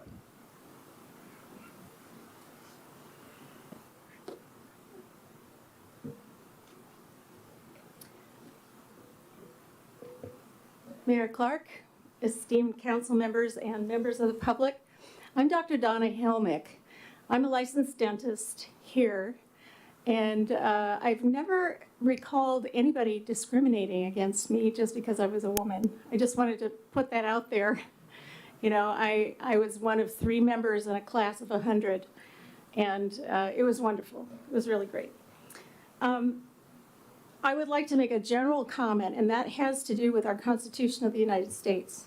There are unalienable rights that we have as citizens, and that includes anything that's mentioned in DEI. So DEI is actually superfluous.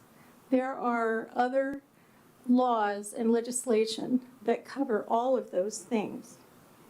We're really grateful that you have these public forums in order to hear what people desire. The majority of residents, if they had a choice, do not want decisions to be made based on emotional bases.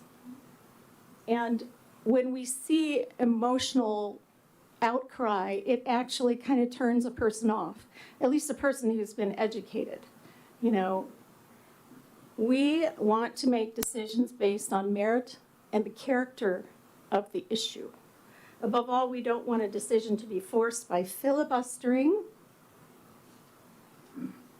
as was seen in the June council meeting this past year.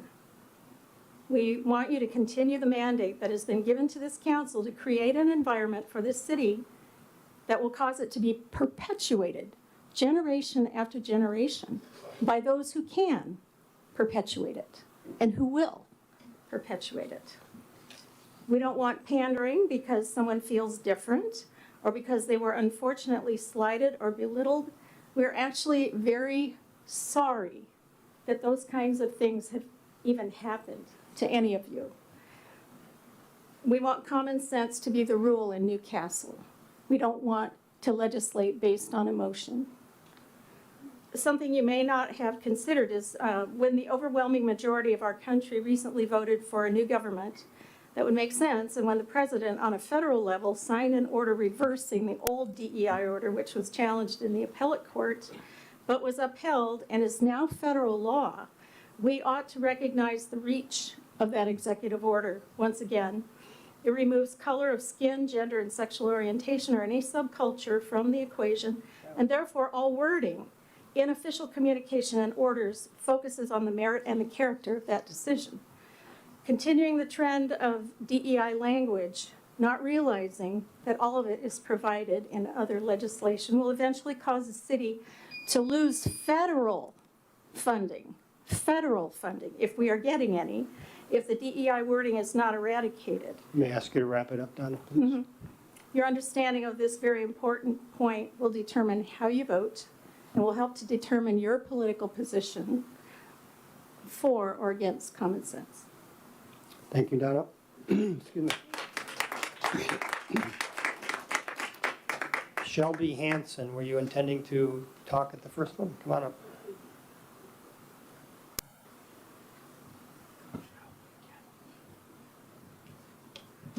So, not that it really matters, but I have a head injury and I have no filter. So I have written something down to calm it down.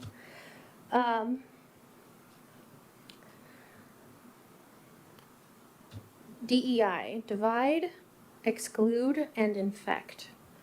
The people to tribalism, discriminate based on convenience or inconvenience. Infect the minds of the weak, creating hate and trying to revive racism. This is the reality of DEI. Unfortunately, if you like it or not, Trump made it no longer a law. It's been rescinded. Of his stages. And this includes all places. If you keep pushing this fecal matter, you'll lose funding, and Pam Bondi and the Doge would love to look at the records, and I don't think Newcastle would like that. Our society is colorblind, and it should always be, and it has been, and we've been striving throughout time and history, and I don't know why we have to keep reliving this crap. And anybody else who says different and is yelling the loudest saying, this is what's going, is the real racist. Those who yell the loudest over frivolous ideas are fools and aren't proven to hold office. The conduct of city council should reflect the city. The most sound mind, the most qualified person based on skill and merit is how we should be judged or put in positions. Skills can be improved over time, and so it's fair for everyone to try and fail and try again.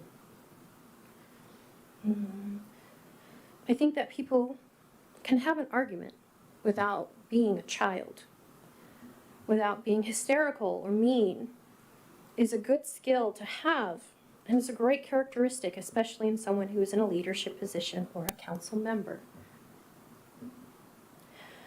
Berating someone in a position of authority is disgraceful, especially if they're your coworker. And that person should maybe go through some sensitivity training that they've been pushing, or maybe a diplomacy training. You should serve the people and not yourself. Learn, what's that word?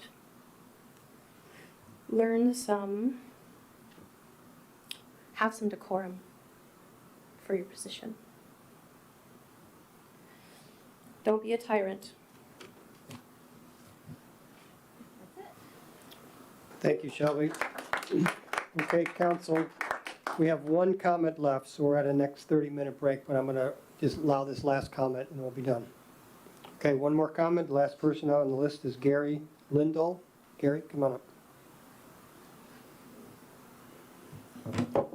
Hello, I'm Gary Lindahl. I'm a longtime resident of Newcastle. I don't think DEI is something we should support at all.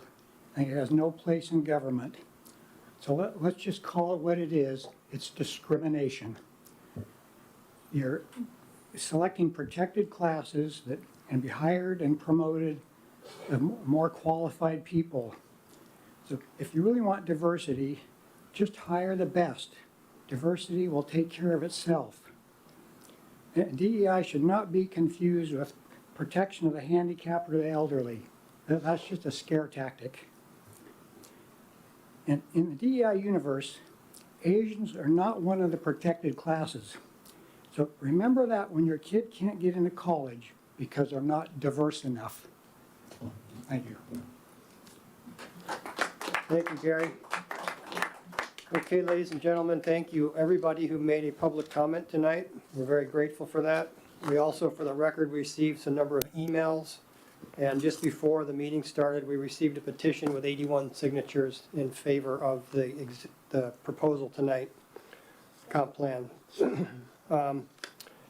City Clerk, I'm going to give you this sign-up sheet back in case somebody else wants to sign up for, pass it around, to additional second comment. If anybody wants to sign up for a second comment later in the meeting, that sheet will be back there on the table. Okay. Again, thank you all for your opinions, regardless of where you are on the issue. We appreciate it.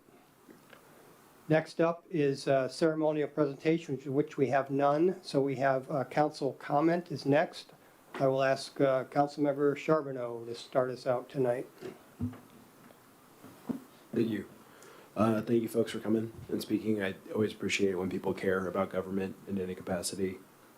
I would be remiss to not plug, we do have a vacancy on our planning commission, and it's the best time to apply because you don't have to do a comprehensive plan for about 8 years. So if you care about these issues, please consider applying for a planning commission. Otherwise, recapping meetings I had, I think last Thursday, March 13th, I was really fortunate to go speak to student government students at Bellevue College. That was a really great experience with some other local elected officials in the region. Thank you, Monica Yu. I'm meeting with Miss Yu in the future to talk about ways that potentially the student government students in Bellevue College could partner with the city in any capacity. So if folks have ideas on that, I very much welcome it. I had a great meeting with our new representative, our state representative, Janice Zahn, on Sunday. She is doing a weekly sort of come meet and give input to your state representative on the bills that are happening in Olympia right now for the legislative session. She was at Tapatio this Sunday. So I would encourage folks to keep an eye out for that. I'm working with ways to help her get that publicized more. And to that extent as well, Representative Zahn is meeting with myself and City Manager Pingle upcoming on March 27th. So if anyone has feedback for that meeting, please let me know. Just to get a better lay of the land understanding of Newcastle, which we appreciate her doing. Also March 27th, it is the annual 4 middle school Wren School District wrestling meet at Hazen High School. I will either be running the scoreboard or refereeing, depending on how many referees show up, and hopefully not wrapping as many ice bags as last year, fingers crossed. So please come support. It's actually gone back and forth between Risden Middle School in Newcastle and McKnight Middle School. So this is the third year that is occurring. Great to support those young men and women athletes. And then April 1st, before, I'm plugging this because it's before the council meeting that day, Community Development Director Fitzgibbon and I are going to go down, meet with folks at the Port of Seattle, the Managing Director of Economic Development, as well as the Government Relations Director for the Port of Seattle, chiefly on the topic of economic development. So if folks have items there that they'd like to chime in on for all that, please let me know. And then I just wanted to plug too, I think, appreciate folks' testimony tonight. For me, I, was really fortunate as a college student to be selected to a really amazing undergraduate national program for folks that had traditionally been left out of public policy careers. And I was, one of 24. It was a very competitive program to get into, and I got to go and get a great, rich history and spend months at taking graduate level courses of public policy and earn a merit scholarship to go do a master's degree in public policy anywhere I wanted. And I was one of 3 people in that cohort of 24 that was not a person of color. And I've been really fortunate to go and be a mentor for that same program at the University of Washington every summer since I've been a council member for students at the University of Washington Evans School of Public Policy. And it's just been so meaningful for me and for the staff members here where I brought, it's been coincidentally 3 different young men. They're all young men of color studying to learn about government careers, learn about how they could be involved in government, take them through these halls in this chamber. So it's been a really impactful experience for me, and that's what I think about when I think about these issues. So thank you. Councilmember Quigg. Thanks for being here tonight, you guys. I got a little goosebumps moment. It was crazy. Tonight's insane. People are all disagreeing. It's crazy. I've never seen a night like this anywhere. But before it all started, I wish you had my view and her and him. As we all started the Pledge of Allegiance, everybody stood up, and then we sat down. I'm so proud of us. There's a lot of disagreement in this room, but I'm so proud of us for doing this. It's an honor to be up here with these fine folks. And also I see those, the planning commissioners are all back there watching with bated breath what's going to happen. I see you, Chair Gatzig. I just want to say I'm proud of you guys, especially the children. Bravo. I know you're nervous.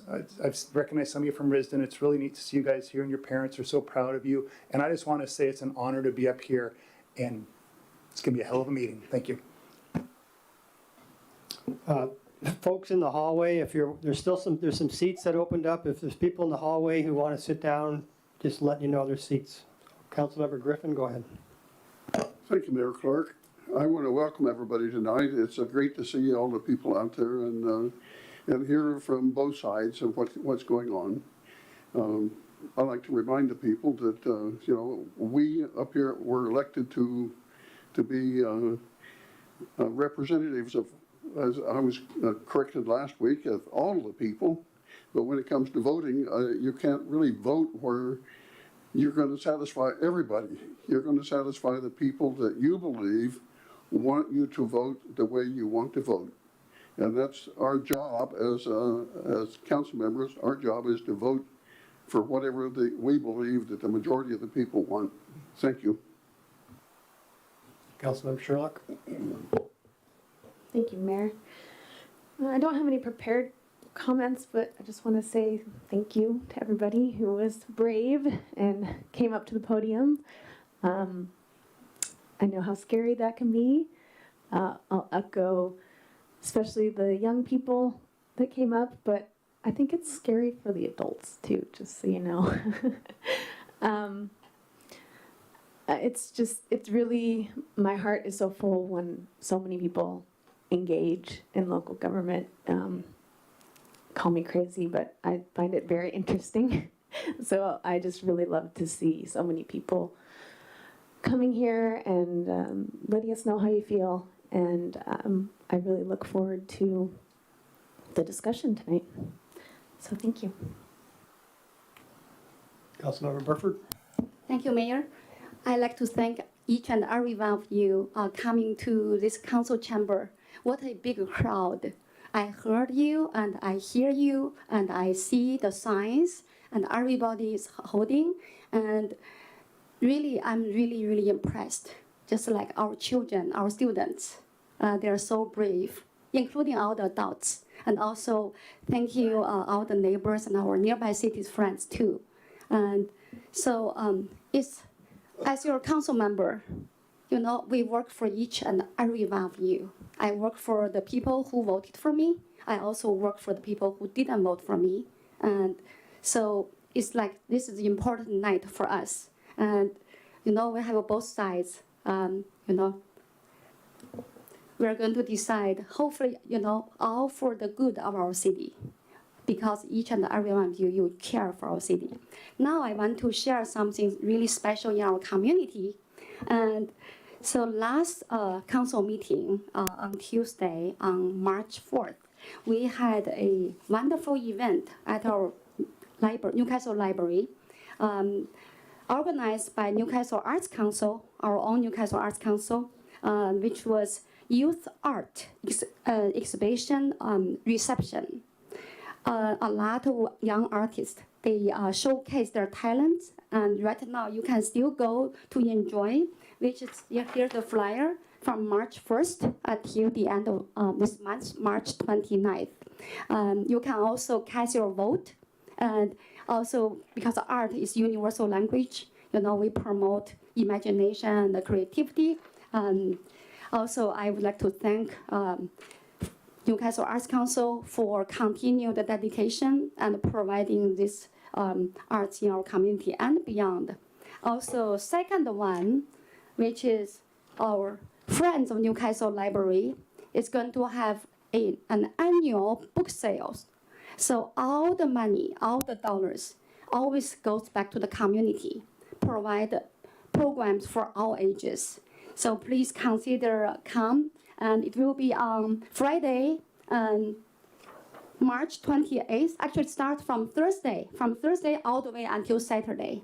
So here's the flyer. Please support our Friends of Newcastle Library. I also want to shout out to all the board members and the volunteers. We have amazing volunteers in our community. So thank you. Deputy Mayor? Good evening, Newcastle. Thank you so much to everybody who came here, and thank you for all your public comments. Thank you for writing to us, you know, just to ensure you, you know, I've read each and every email. And a big thank you to our Planning Commission. You know, they have, and of course, the staff, Erin and her team who worked with the Planning Commission. They have put countless hours into creating this big, robust document. So when I first opened the document, it was in a PDF format, and given we are living in the world of artificial intelligence, you know, a little AI assistant showed up, and I thought, wow. And I asked the AI assistant, can you summarize it for me? And guess what? It failed. Left me with no choice. But thank you, Erin and her team who put this matrix together. That saved us a lot of time and helped us understand. But yeah, I mean, great job out there. Just another quick announcement. This coming Saturday, we have our tech class for older adults, again, who want to learn AI or struggling with technology. Please come. This tech class is hosted by Teens Who Care. And also young volunteers are welcome to come and teach the older adults, you know, technology. So the class starts at 11:15 a.m. Saturday in Newcastle Library. Thank you. Thank you, Deputy Mayor. Next up is mayor comments. At the end of this month, March 29th, is Vietnam Veterans Day. Comes every year. And last year I mentioned something, and we had a ceremony in June for what's called a Vietnam Veteran Era Pinning. So that was for any Vietnam era veteran from 1955 to 1975 is eligible to get this award. It's a pin, it's a recognition for your service in that time. That pinning ceremony, or the ability to get pinned, ends this year on Veterans Day. So last year we got 10 people in Newcastle. That was really great, but I'm sure there's more people out there who are Vietnam era veterans, and maybe you know them, so I'm going to take advantage of a big audience to spread the word. So if you know somebody, friend, neighbor, family member, doesn't have to be Newcastle, you know, if they're eligible to receive this award, you know, they can contact me, or they can contact their local American Legion or the Vietnam Veterans, or Veterans of Foreign Wars, or even the VA. So this is a good honor for people who came home in an era when they weren't really recognized. So please help me spread the word, and we'd like to do maybe another one here in our chamber if we could, if we get enough people before November. November is the deadline. Okay. Okay, thank you. And then again, thank you for everybody. I'll said it before, but thank you all. We appreciate your opinions. We would love this chamber to be this full every week. So even though they're not exciting, come in when we talk about roads, and come in here when we talk about, you know, planting trees or something, right? I mean, it's, right? We'll make it exciting. So you come on in. Okay, next up is council committees. Any council committees? Councilmember Charbonneau? I'll just throw out, and then I have a regional committee, so I can just roll it into it. The talked with council members Burford and Quigg, and I think we're gonna potentially look at doing Tuesday at 4:30 for Economic and Community Development Committee. I'm still figuring out if we want that to be like the second or third Tuesday of the month, but we'll make that decision and then try to publicize it widely and work with the chamber and the different city commissions to invite them again, and community members will be welcome to those meetings as well. Yeah, and then the regional committee, there was one I did want to bring. So the Sound City Association Public Issues Committee, there's one big item, but I think it's noteworthy. August 2025, there's going to be a King County Parks Levy renewal on the ballot. The current Parks Levy ran 2020 to 2025, and then this levy that's being proposed would be 2026 through 2031. Something that we talked about, 9%. So what's being proposed is 9% of the dollars would go directly back to cities. So the way that is in the region, the way that's calculated is the rest would be county focused and county projects. It's 60% of the city's population divided by 40% of the assessed value that they contributed. Or if that's lower than 100,000, the city gets 100,000. So I'm not sure what our exact value would be, but notably in this, there are several grants that come with this. If it'll be on the ballot in August, assuming it passes, which they believed it would. There are $46 million in grants for aquatic facilities for cities, $30 million in grants for parks, just general parks use for cities, and $30 million in grants for what's called healthy communities, which my understanding of it is things that contribute to public health, so like walking paths, bike paths, things of that nature that could contribute to folks being healthy. So I want to make staff aware of that because that'll be really big. There hasn't been a focus this big of grants for cities before. So I definitely want to make sure we can leverage that. And then talking about, sort of the group was talking about pushing the county for more info on eligibility for those different grants and pushing for a higher allocation of those dollars than 9% to potentially come directly back to cities. So that was something I collaborated with City Manager Pingle on to get the city stance going in. So I wanted to praise folks at that because I think that's a very good potential pipeline coming up. Okay, thank you, Councilmember Charbonneau. Any other committees, regional council, or any other committees? Nope. Okay. There are no commission reports tonight. Next is city manager report. City manager. Thank you, Mayor. Good evening, council. A couple of things. First of all, if you haven't seen it yet, you have it in your inbox, but our fire chief, Jay Hagan, is retiring. So there's an invite for the council in there as far as his going away party. But also just want to make sure I want to thank Chief Hagan publicly. He's been an incredible partner since I got to the city. He never treats us like little brother to Bellevue or anything like that. He's very responsive. I've never waited more than a couple of hours if he hasn't answered a call. And so just want to thank Chief Hagan for his service to Bellevue and the city of Newcastle and all the several cities contract with Bellevue Fire for fire and EMS services. And so want to thank him. I do just want to remind council and the community in general, we'll have there's a planned unit development called Greencastle in the southeast part of town. We'll be doing a community meeting with the neighborhoods around there next Tuesday, March 25th at Newcastle Elementary School. And then the last thing I have is we set the town hall for Wednesday, May 7th. But we didn't talk about whether we were going to hold the May 6th city council meeting the Tuesday prior, or if we were going to cancel that meeting. And so I wanted to ask the council about that. And then while we're at it,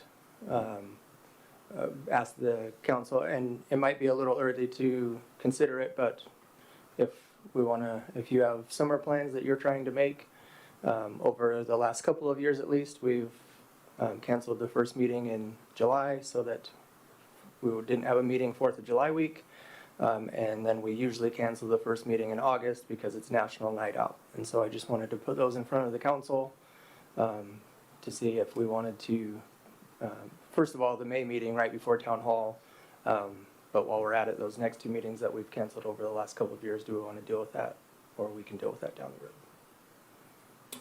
the road? A quick question, what time is the Greencastle meeting? You said the date, you didn't say the time. 6 o'clock. Yeah, sorry. Doors will open at 6:30, presentation at 7 from staff and then the developer. Okay, thank you. Council, I recommend we wait and make that motion during the planning calendar about the dates, okay? Any questions for the city manager? Okay, city manager, thank you. Seeing none. Next up is the consent agenda. Any desired changes or alterations to the consent agenda? Okay, seeing none, show the consent agenda approved as written. There are no public hearings, there's no unfinished business, and now we're here why everybody's here tonight. General business item 12.1, adoption of ordinance 2025-669, the 2044 comprehensive plan. So Director Fitzgibbons is going to start us out with a brief presentation. Good evening, everybody. Seems like just yesterday I was telling City Manager Pingle we need to hire a consultant. This thing is due soon. So anyway, thank you for being here and letting me present. Comprehensive plans. This will be a short presentation, I promise. Comprehensive plans are fully updated every 10 years as required by state law. However, they are living documents and can be updated via an annual amendment cycle. Once adopted, our plan will be submitted to the Department of Commerce, Puget Sound Regional Council, and the county. We know at least Commerce and the Puget Sound Regional Council, also known as PSRC, will provide comments. If any comments are substantial enough, we may need to do an amendment as early as this year. What you see before you tonight is the Planning Commission's recommended version of the plan. It uses the January 2025 version of the plan and adds Commissioner's recommendations, which were called Exhibits 8, 9, and 10 in the Commission's packet. Commissioners were split on the final decision with a 4-3 vote. So this is just a little snippet from Exhibit 3, which was staff's attempt to combine all of the recommendations into one Excel spreadsheet. You can see that there are multiple columns with different headings. Column A is a category under which each one of the 40 proposed changes were included. Column B is the original page number from the January plan, although that has shifted. Column C is the policy or strategy number. Column D is the original text from the document, with the exception of one policy, which was text that never actually made it into the document. And then column E was a comment or suggested edit from the commissioners or staff suggested text, and that's only where noted, such as here in column E. Column F is just a directional note on anything that, sorry, let me start that sentence over again. Column F is an additional note explaining how the item was addressed. For example, here, original language was quite detailed. Staff has attempted to make a more brief, overarching policy. The three categories that I mentioned before include category A. These are comments that caught staff's eye as something that could have a compliance situation. Therefore, staff have made recommendations to keep it compliant. They include items from proposed for editing. They include recent discussions with PSRC and Commerce that have taken place since January. They include staff's recommended policy or text as described in column F. And column E has the revised text. Category B, then, there's no action required. This was just for council's information. And you can see as you go through the list, which I'll pull up after this discussion, that column E has no addition, so column E has no rewrites in category B. In category C, the item has been either addressed or edited as recommended or through clarifying conversations with the planning commissioner vice chair. Overall, it maintains the intent of the commission recommendation while also staying compliant. Based on some of the feedback that staff have heard on the comprehensive plan as presented, we've provided 2 example motions for council tonight. The first one is to adopt Planning Commission's recommendation as presented. I move to adopt Ordinance 2025-669, Newcastle 24 Comprehensive Plan as presented. Council members could also adopt by category. So, for example, if council members wanted to adopt only the items from January plus any additional staff recommendations since January, an example motion would be, I move to adopt Ordinance 2025-669, Newcastle 2044 Comprehensive Plan, including Category A, but excluding Category C. That's all I have to explain, but open for questions if there are any. City Manager, I think you wanted to add something. Yeah, so I just wanted to add that I think it's been said, but just reiterate that the comprehensive plan continues to be a living document. Really, as Director Fitzgibbons stated, always it can be amended yearly if the council has amendments for it. But certainly as we go through the major update process, until the council takes action on it, it continues to evolve. We continue to meet with our regulatory agencies that are going to review it. And so that's kind of why there's, we tried to take what the Planning Commission put forward. And, you know, we've been referring to it as the January version, the February version. And we tried to make it so that it was clear what the council had before them as far as what we put in that spreadsheet. There's not a, you know, we don't, the approach that staff has taken to prepare it for the council is not that it's, there's not the mayor's plan, there's just what the Planning Commission recommended and that's what we've advanced to the City Council. Please speak to the legality of the plan for us tonight, the legal acceptability. A lot of questions from the audience about this is illegal, we're going to get in trouble, and that kind of stuff. Please appreciate an opinion on that. So we'll talk about it from a compliance standpoint. We do believe that as presented, it would be compliant with our regulatory agencies. Now, they'll still review it, and like Director Fitzgibbon says, they may have additional comments, and if there's significant ones, we'll have to address those. But with the process we've been through, what the Planning Commission put forward, plus those items in Category A that are compliance recommendations, we believe that makes the plan compliant. So the question before the council becomes really what has been commented on all night as far as your preferences for what stays and what doesn't stay. Our recommendation as a staff is that those staff compliance recommendations are critical.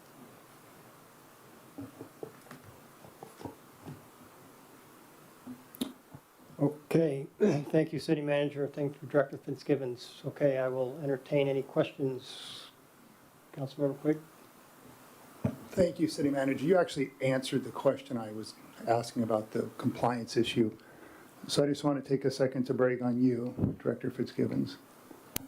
I've seen 3 people in that chair since I showed up. Because I was on the Planning Commission for a while, and all your predecessors, they tried their best, but I know that co-pilot got broke when, Deputy Mayor Lacodia tried to put the Planning Commission comp plan in the system, but I know you know it inside and out. So my understanding is the stuff on the right column is by staff recommended fixes and changes. That's basically your recommended language and such. Okay, good. So do you remember this? Did anybody else recognize this? Did you get this in the mail? We worked our, excuse me, can I say butts? We worked our butts off on this. Her, I, Commissioner Marsh, Chair Gatzik, to try to create this, which was what you all want with this once every 10 years comp plan. You said you want better traffic, duh. That was obvious. You like the Newcastle small and safe. Anyway, I left the Planning Commission not long ago, and now here we are. And it's a lot different, but I just want to say thank you for going through. I see that your fingerprints are all over this, Director Fitzgibbons. There were a lot of proposed changes, clearly. And I want to call her Erin so bad. Director Fitzgibbons, he told me not to call her Erin, so I'm not calling her Erin. Yeah, you kept language that you knew needed to be in there. You kept, I just, over and over on page 1, I just went through it, highlighted over and over. So I feel like this is your plan. I don't want to put too much pressure on you. I just wanted to say thank you, thank you, thank you. You gave like a 3-minute, 3-slide presentation that summarized what's been your life's work for 2.5 years. So thank you to you. I think the fact that this says here on page 82, the Newcastle 2044 plan was found complete and in compliance with the county-wide planning policies and requirements of the GMA. That's thanks to you and Tyler too, but thank you for all your hard work.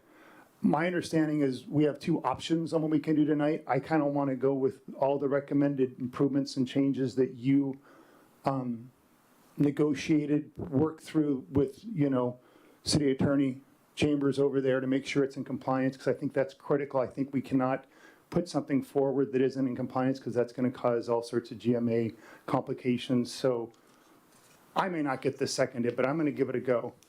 I don't know, can I move to adopt ordinance number 2024-669 Newcastle 2044 Comprehensive Plan Update. We'll see if I get a second on that, with her recommended changes. Can we try to clarify? Sure. What's the question? So we just want to understand the motion. The motion was option 1 on your plan, yeah. Okay. Assuming that includes all that she wants. As presented would include all the Category A, which is staff compliance recommendations, as well as Category C, which is all the changes. Yes, everything on that column, yes, please. Okay. So if we can add as presented to that motion, that'd be great. Oh, sorry, as presented, thank you. Let's see if I get a second. Okay, do we have a motion? Do we have a second?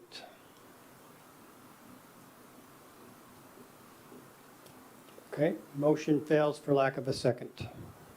Councilmember Sherlock, go ahead. Thank you. I move to adopt ordinance 2025-669, Newcastle 2044 comprehensive plan, including category A, but excluding category C. I second. Okay, we have a motion to adopt ordinance 2025-669, Newcastle 2044 comprehensive plan, including category A, but excluding category C. Councilmember Sherlock, speak to your motion. Yes, thank you. We've heard from a lot of people in our community. And my biggest takeaway is that there is a majority of people that are asking us to support the January version of the comprehensive plan that the Planning Commission was looking at. And I believe that this is the best way to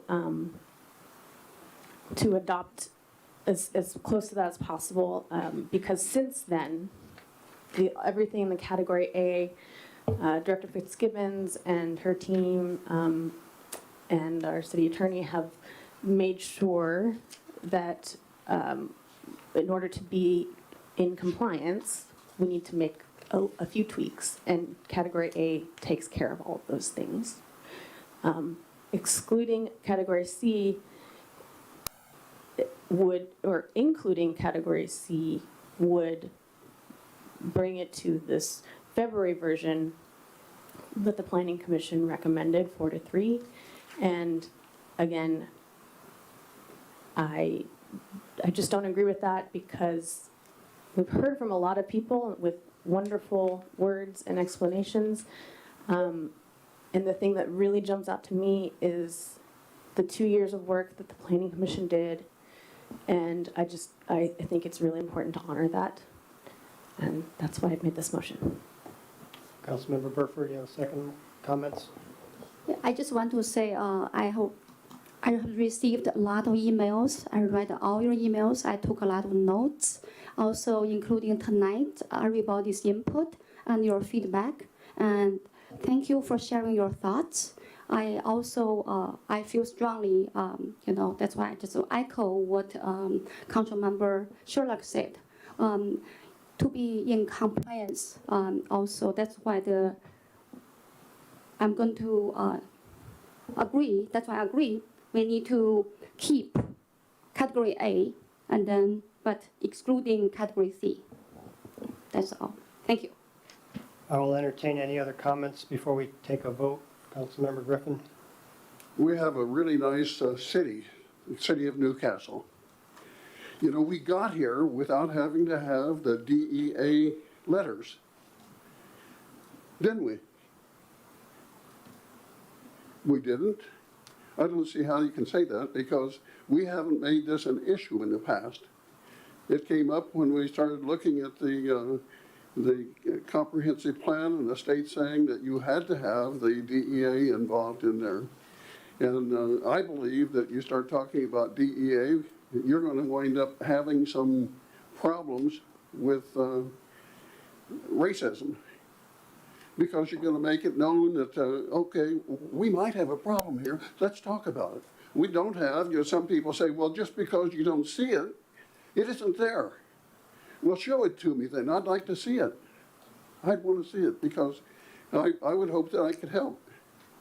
Because I don't see it, I have no problems with anything that you folks are doing, and I have no problem with a racial problem. I've seen it. I've been on the East Coast where, in the 50s, where race was a real serious problem.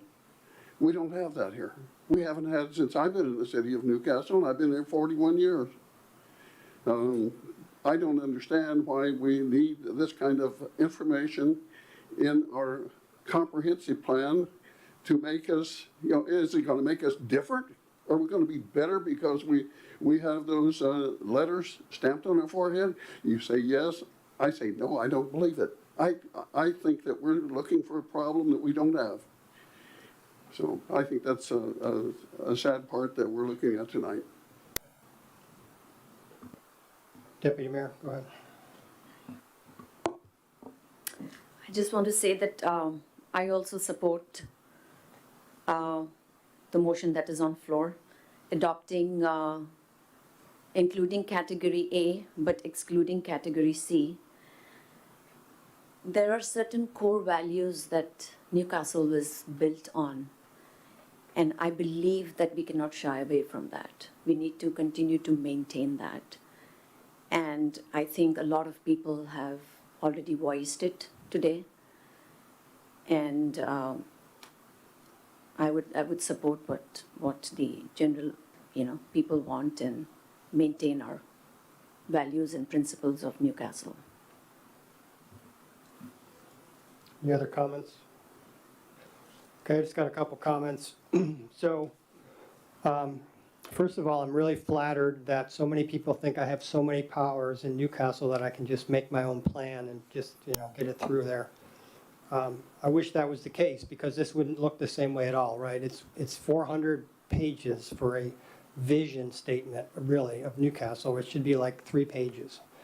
So it's not to exclude all the work that everybody has done. I am complimentary of that. People, all the 2 years, I'm impressed with everybody. I know for the last couple weeks, Director Fitzgibbons has probably not left her office consolidating all of this stuff, so I'm grateful. I will not be voting for this motion for a couple of reasons. One,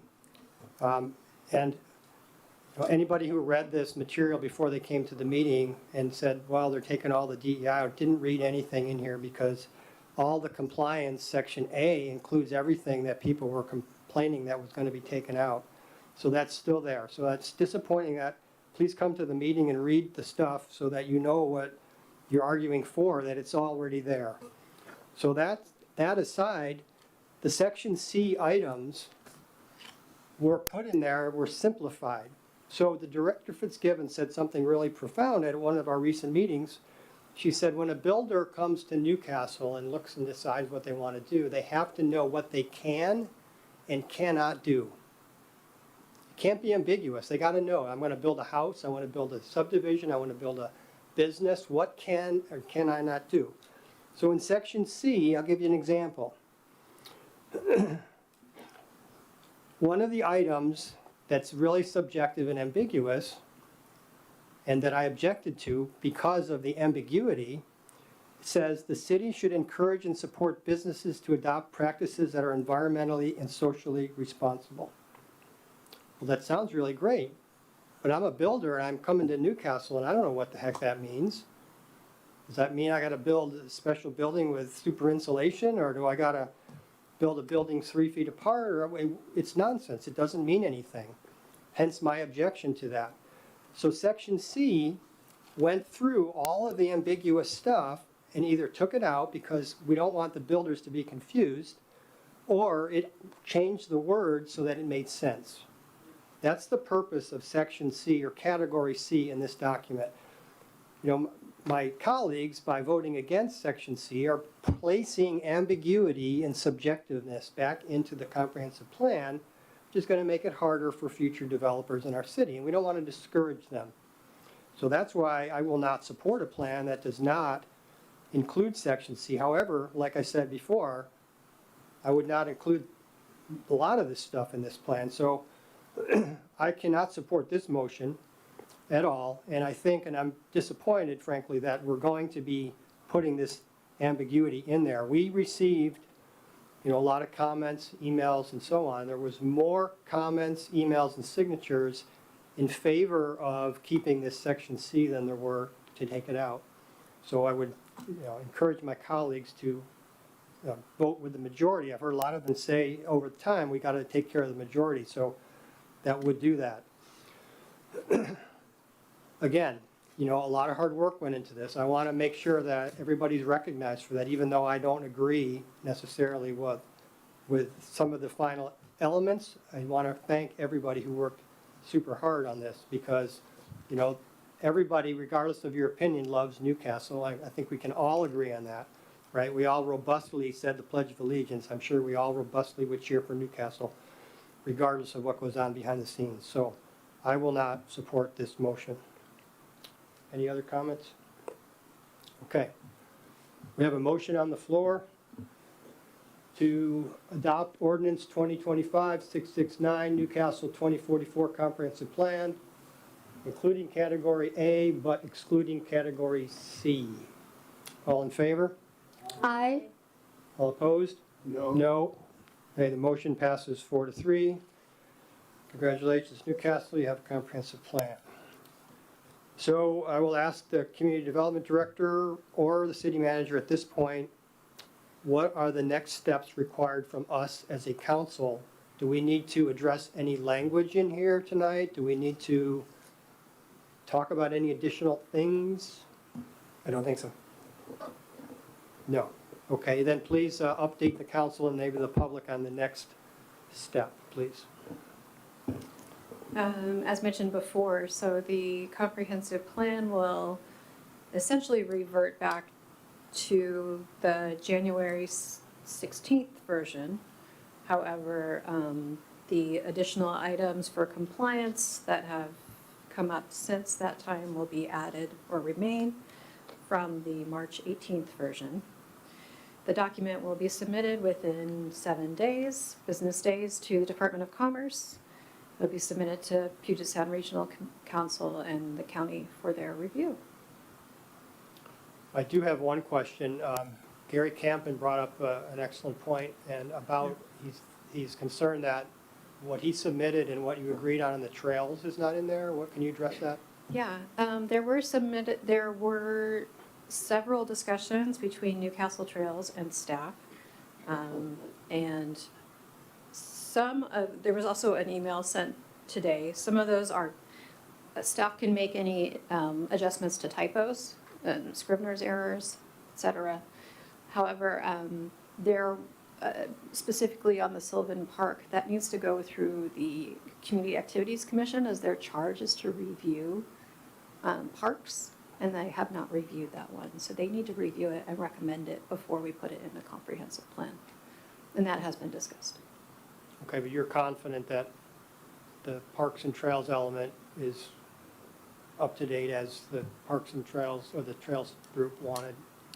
From the discussions that I understand staff had with. All right, I want to make sure that was clear. All right. Any other questions on this before we close this general business item? Okay. Next up is additional public comment. Like earlier, we have, if I call your name, you have 3 minutes to come up and comment. I ask that you state your name and neighborhood for the record. When the buzzer sounds, we'll ask you to wrap it up. Squiggly down. Okay. The ones I have annexed out. Okay. All right. Jen McAleer, you are up first. Come on up.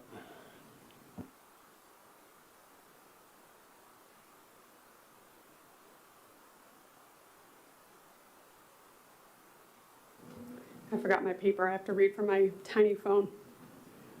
Jen McAleer again from China Creek.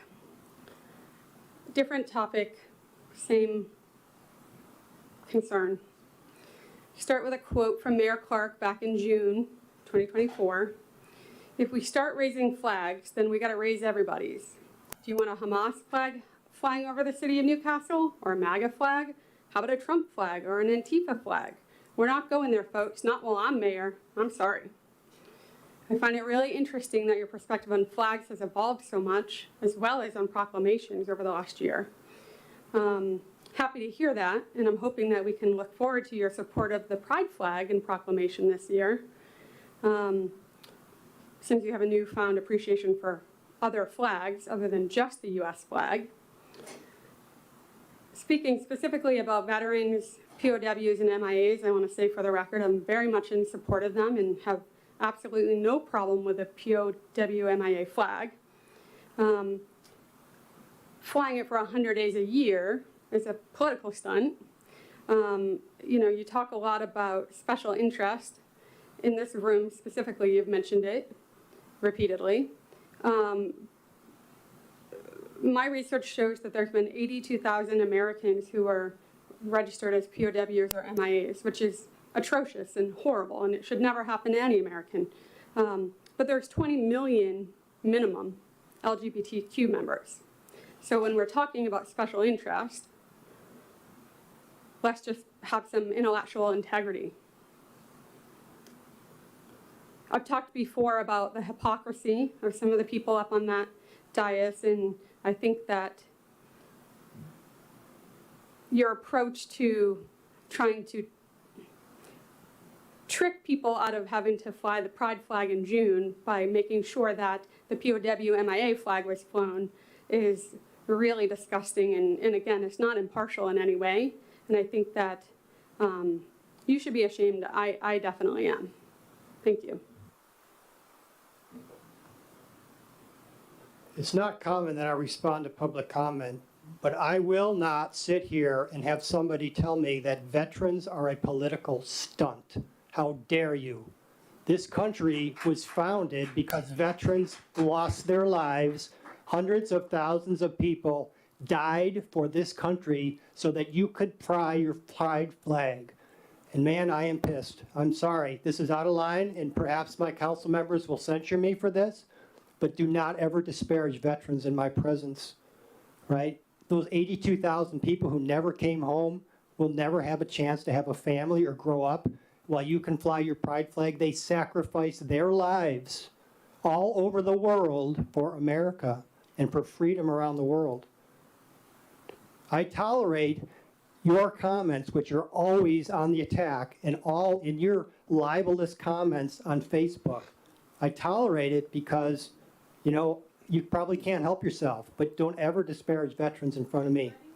Don't ever disparage veterans in front of me, and we're done. Okay, next up on public comment. Beth McDaniel, come on up.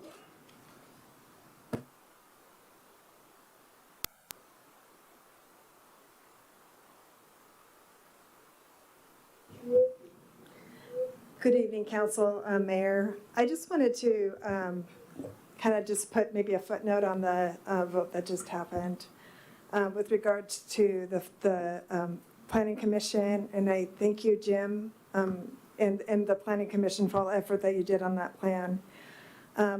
February was my first time attending the Planning Commission meeting.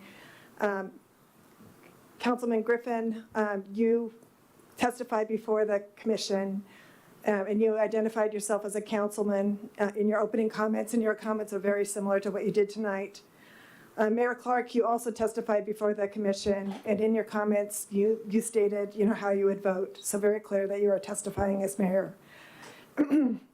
At the end of that meeting, there was a vote on the slate of amendments that you proposed, Mayor Clark.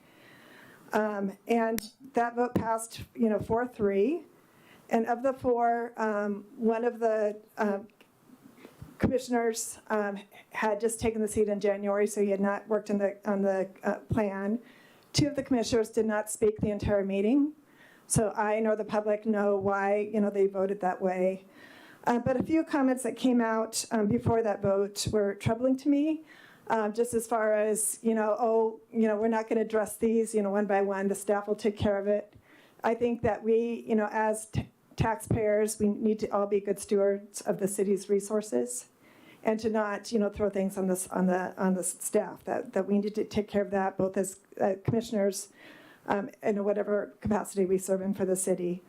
Also, the comment was made that, if anything was, invalid, and I really appreciate you, Deputy McGivens, for going through and stating, why, that DEI language was in there, that it was required by state statute.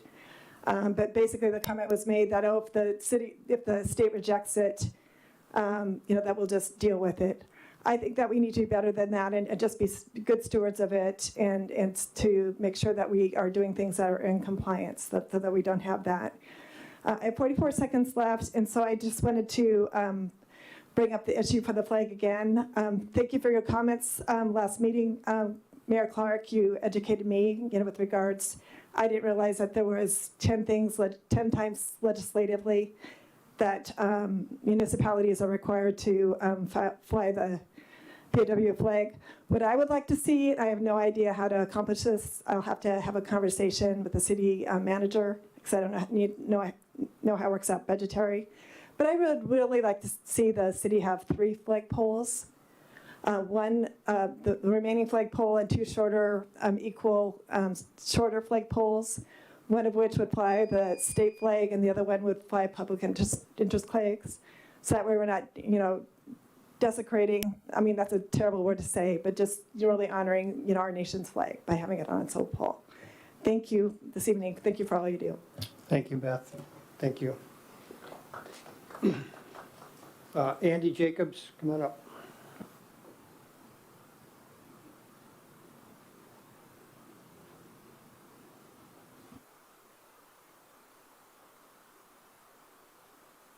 Sorry, I turned it off. Just wanted to make a comment. I was extremely impressed. I know some of the young people have left, but it's encouraging to hear that we have young people in Newcastle that are confident enough to express their opinions regardless of what they are. I think that bodes well for the future of not only our city, but the United States in general. So I know it's been pretty intense tonight, but I think both the parents and the young people should be thanked for their courage to speak their mind. Thank you, Andy.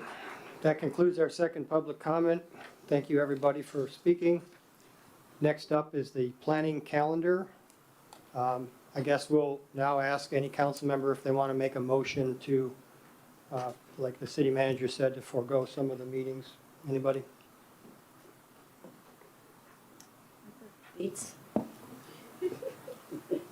Well, the first one is May 6th. Yeah. I believe July is July 1st, and I don't know the August date. I'd have to look at it. Okay. So I move to cancel the meeting on May 6th due to town hall, and the meeting on July 1st due to the 4th of July holiday. Second. Okay, it's been moved and seconded to postpone or cancel the May 6th and the July 1st meetings. All in favor? Aye. Aye. Okay. Opposed? Okay. City manager, we have 2 cancellations, and then we'll talk about August as we get closer. Sure. Any planning calendar, you got anything for us, city manager? Yeah, so for the April 1st meeting, will be discussion heavy, and so we can gauge a little bit as we get closer. The council's been in favor of study session items being handled in general business if we have a light enough agenda. So as far as what we have on there for now, we have a discussion on the strategic plan as well as a discussion on a potential flag policy. And so other things would be put on consent. And so just gauging, council's desire on that as far as putting those into the general meeting rather than having an early study session on those. But we, up to the council if they want to meet early or if they want to put those in the general meeting. General meeting sounds fine. Anybody? Putting what in the general meeting? So generally those discussion items we would do a study session for the strategic plan and the flag policy. Oh, I see. But if Oh, yeah. but when we've had a lighter agenda, then we've put them in the general meeting Okay. rather than meeting early. Can see no objections to that. And then just looking forward to April 15th, that'll be a presentation heavy meeting, and so just making the council aware of that. We'll have, primarily we'll have County Councilmember Dunn come do a state of the county presentation. Okay. Go ahead.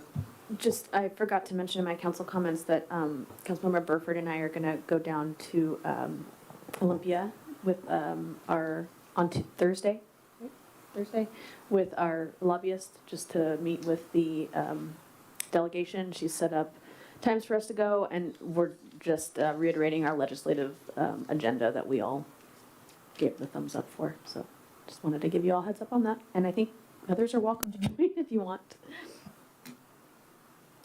Deputy Mayor, go ahead. Yeah, so I know we were discussing in our agenda meeting, are we still good with presenting the crime stats, right? Yeah, so I talked to Chief Kajihiro and just talked to him about the slide presentation has lots of information in it. I talked to him about hitting the highlights, of that presentation rather than going directly through. And so we'll see how it goes on the 15th for the Q1 crime stats, and then we can get feedback from there. But we're good with however long he takes. I mean, it's totally fine. We just meet with him once a quarter and, you know, we can definitely spare 20 to 30 minutes for him, so that's not an issue. So he need not rush and just share whatever he feels like. I hope everybody's in agreement with that. Yeah, the question came up because Director Bronze typically just says, hey, there it's in the package and ask me questions, and I just suggested we might do the same for the chief, but it doesn't matter. So, Councilmember Charbonneau? Yeah, I was just curious because I've had several constituents tell me they appreciate the presentations from the crime stats and all that. Are those publicly available, and can we go over the next presentation we have, like a guidance for folks that are listening in and watching, like how they would access that if they weren't? Sure. Yeah, they're all on the website, in the document center, under the council meetings, but we can talk about how to get there. I just like the file path. I think is helpful for people sometimes. Well, that's okay. Thank you. I think they get added to the agenda packet after, right, after the meeting? Well, we try to have them, no, usually we have them in before the Oh, meeting, yeah, at least okay. the last couple we've had before the meeting. Yeah. That's just a coordination issue that we've tried to remedy, so. I'd like to just thank you, City Manager. I emailed you about that transparency portal for the flock cameras. Boom, it was up as soon as I could tell. So whatever you did to make that happen with the chief, well done. Thank you. Sure. Any other questions? Anybody? We are adjourned. Thank you.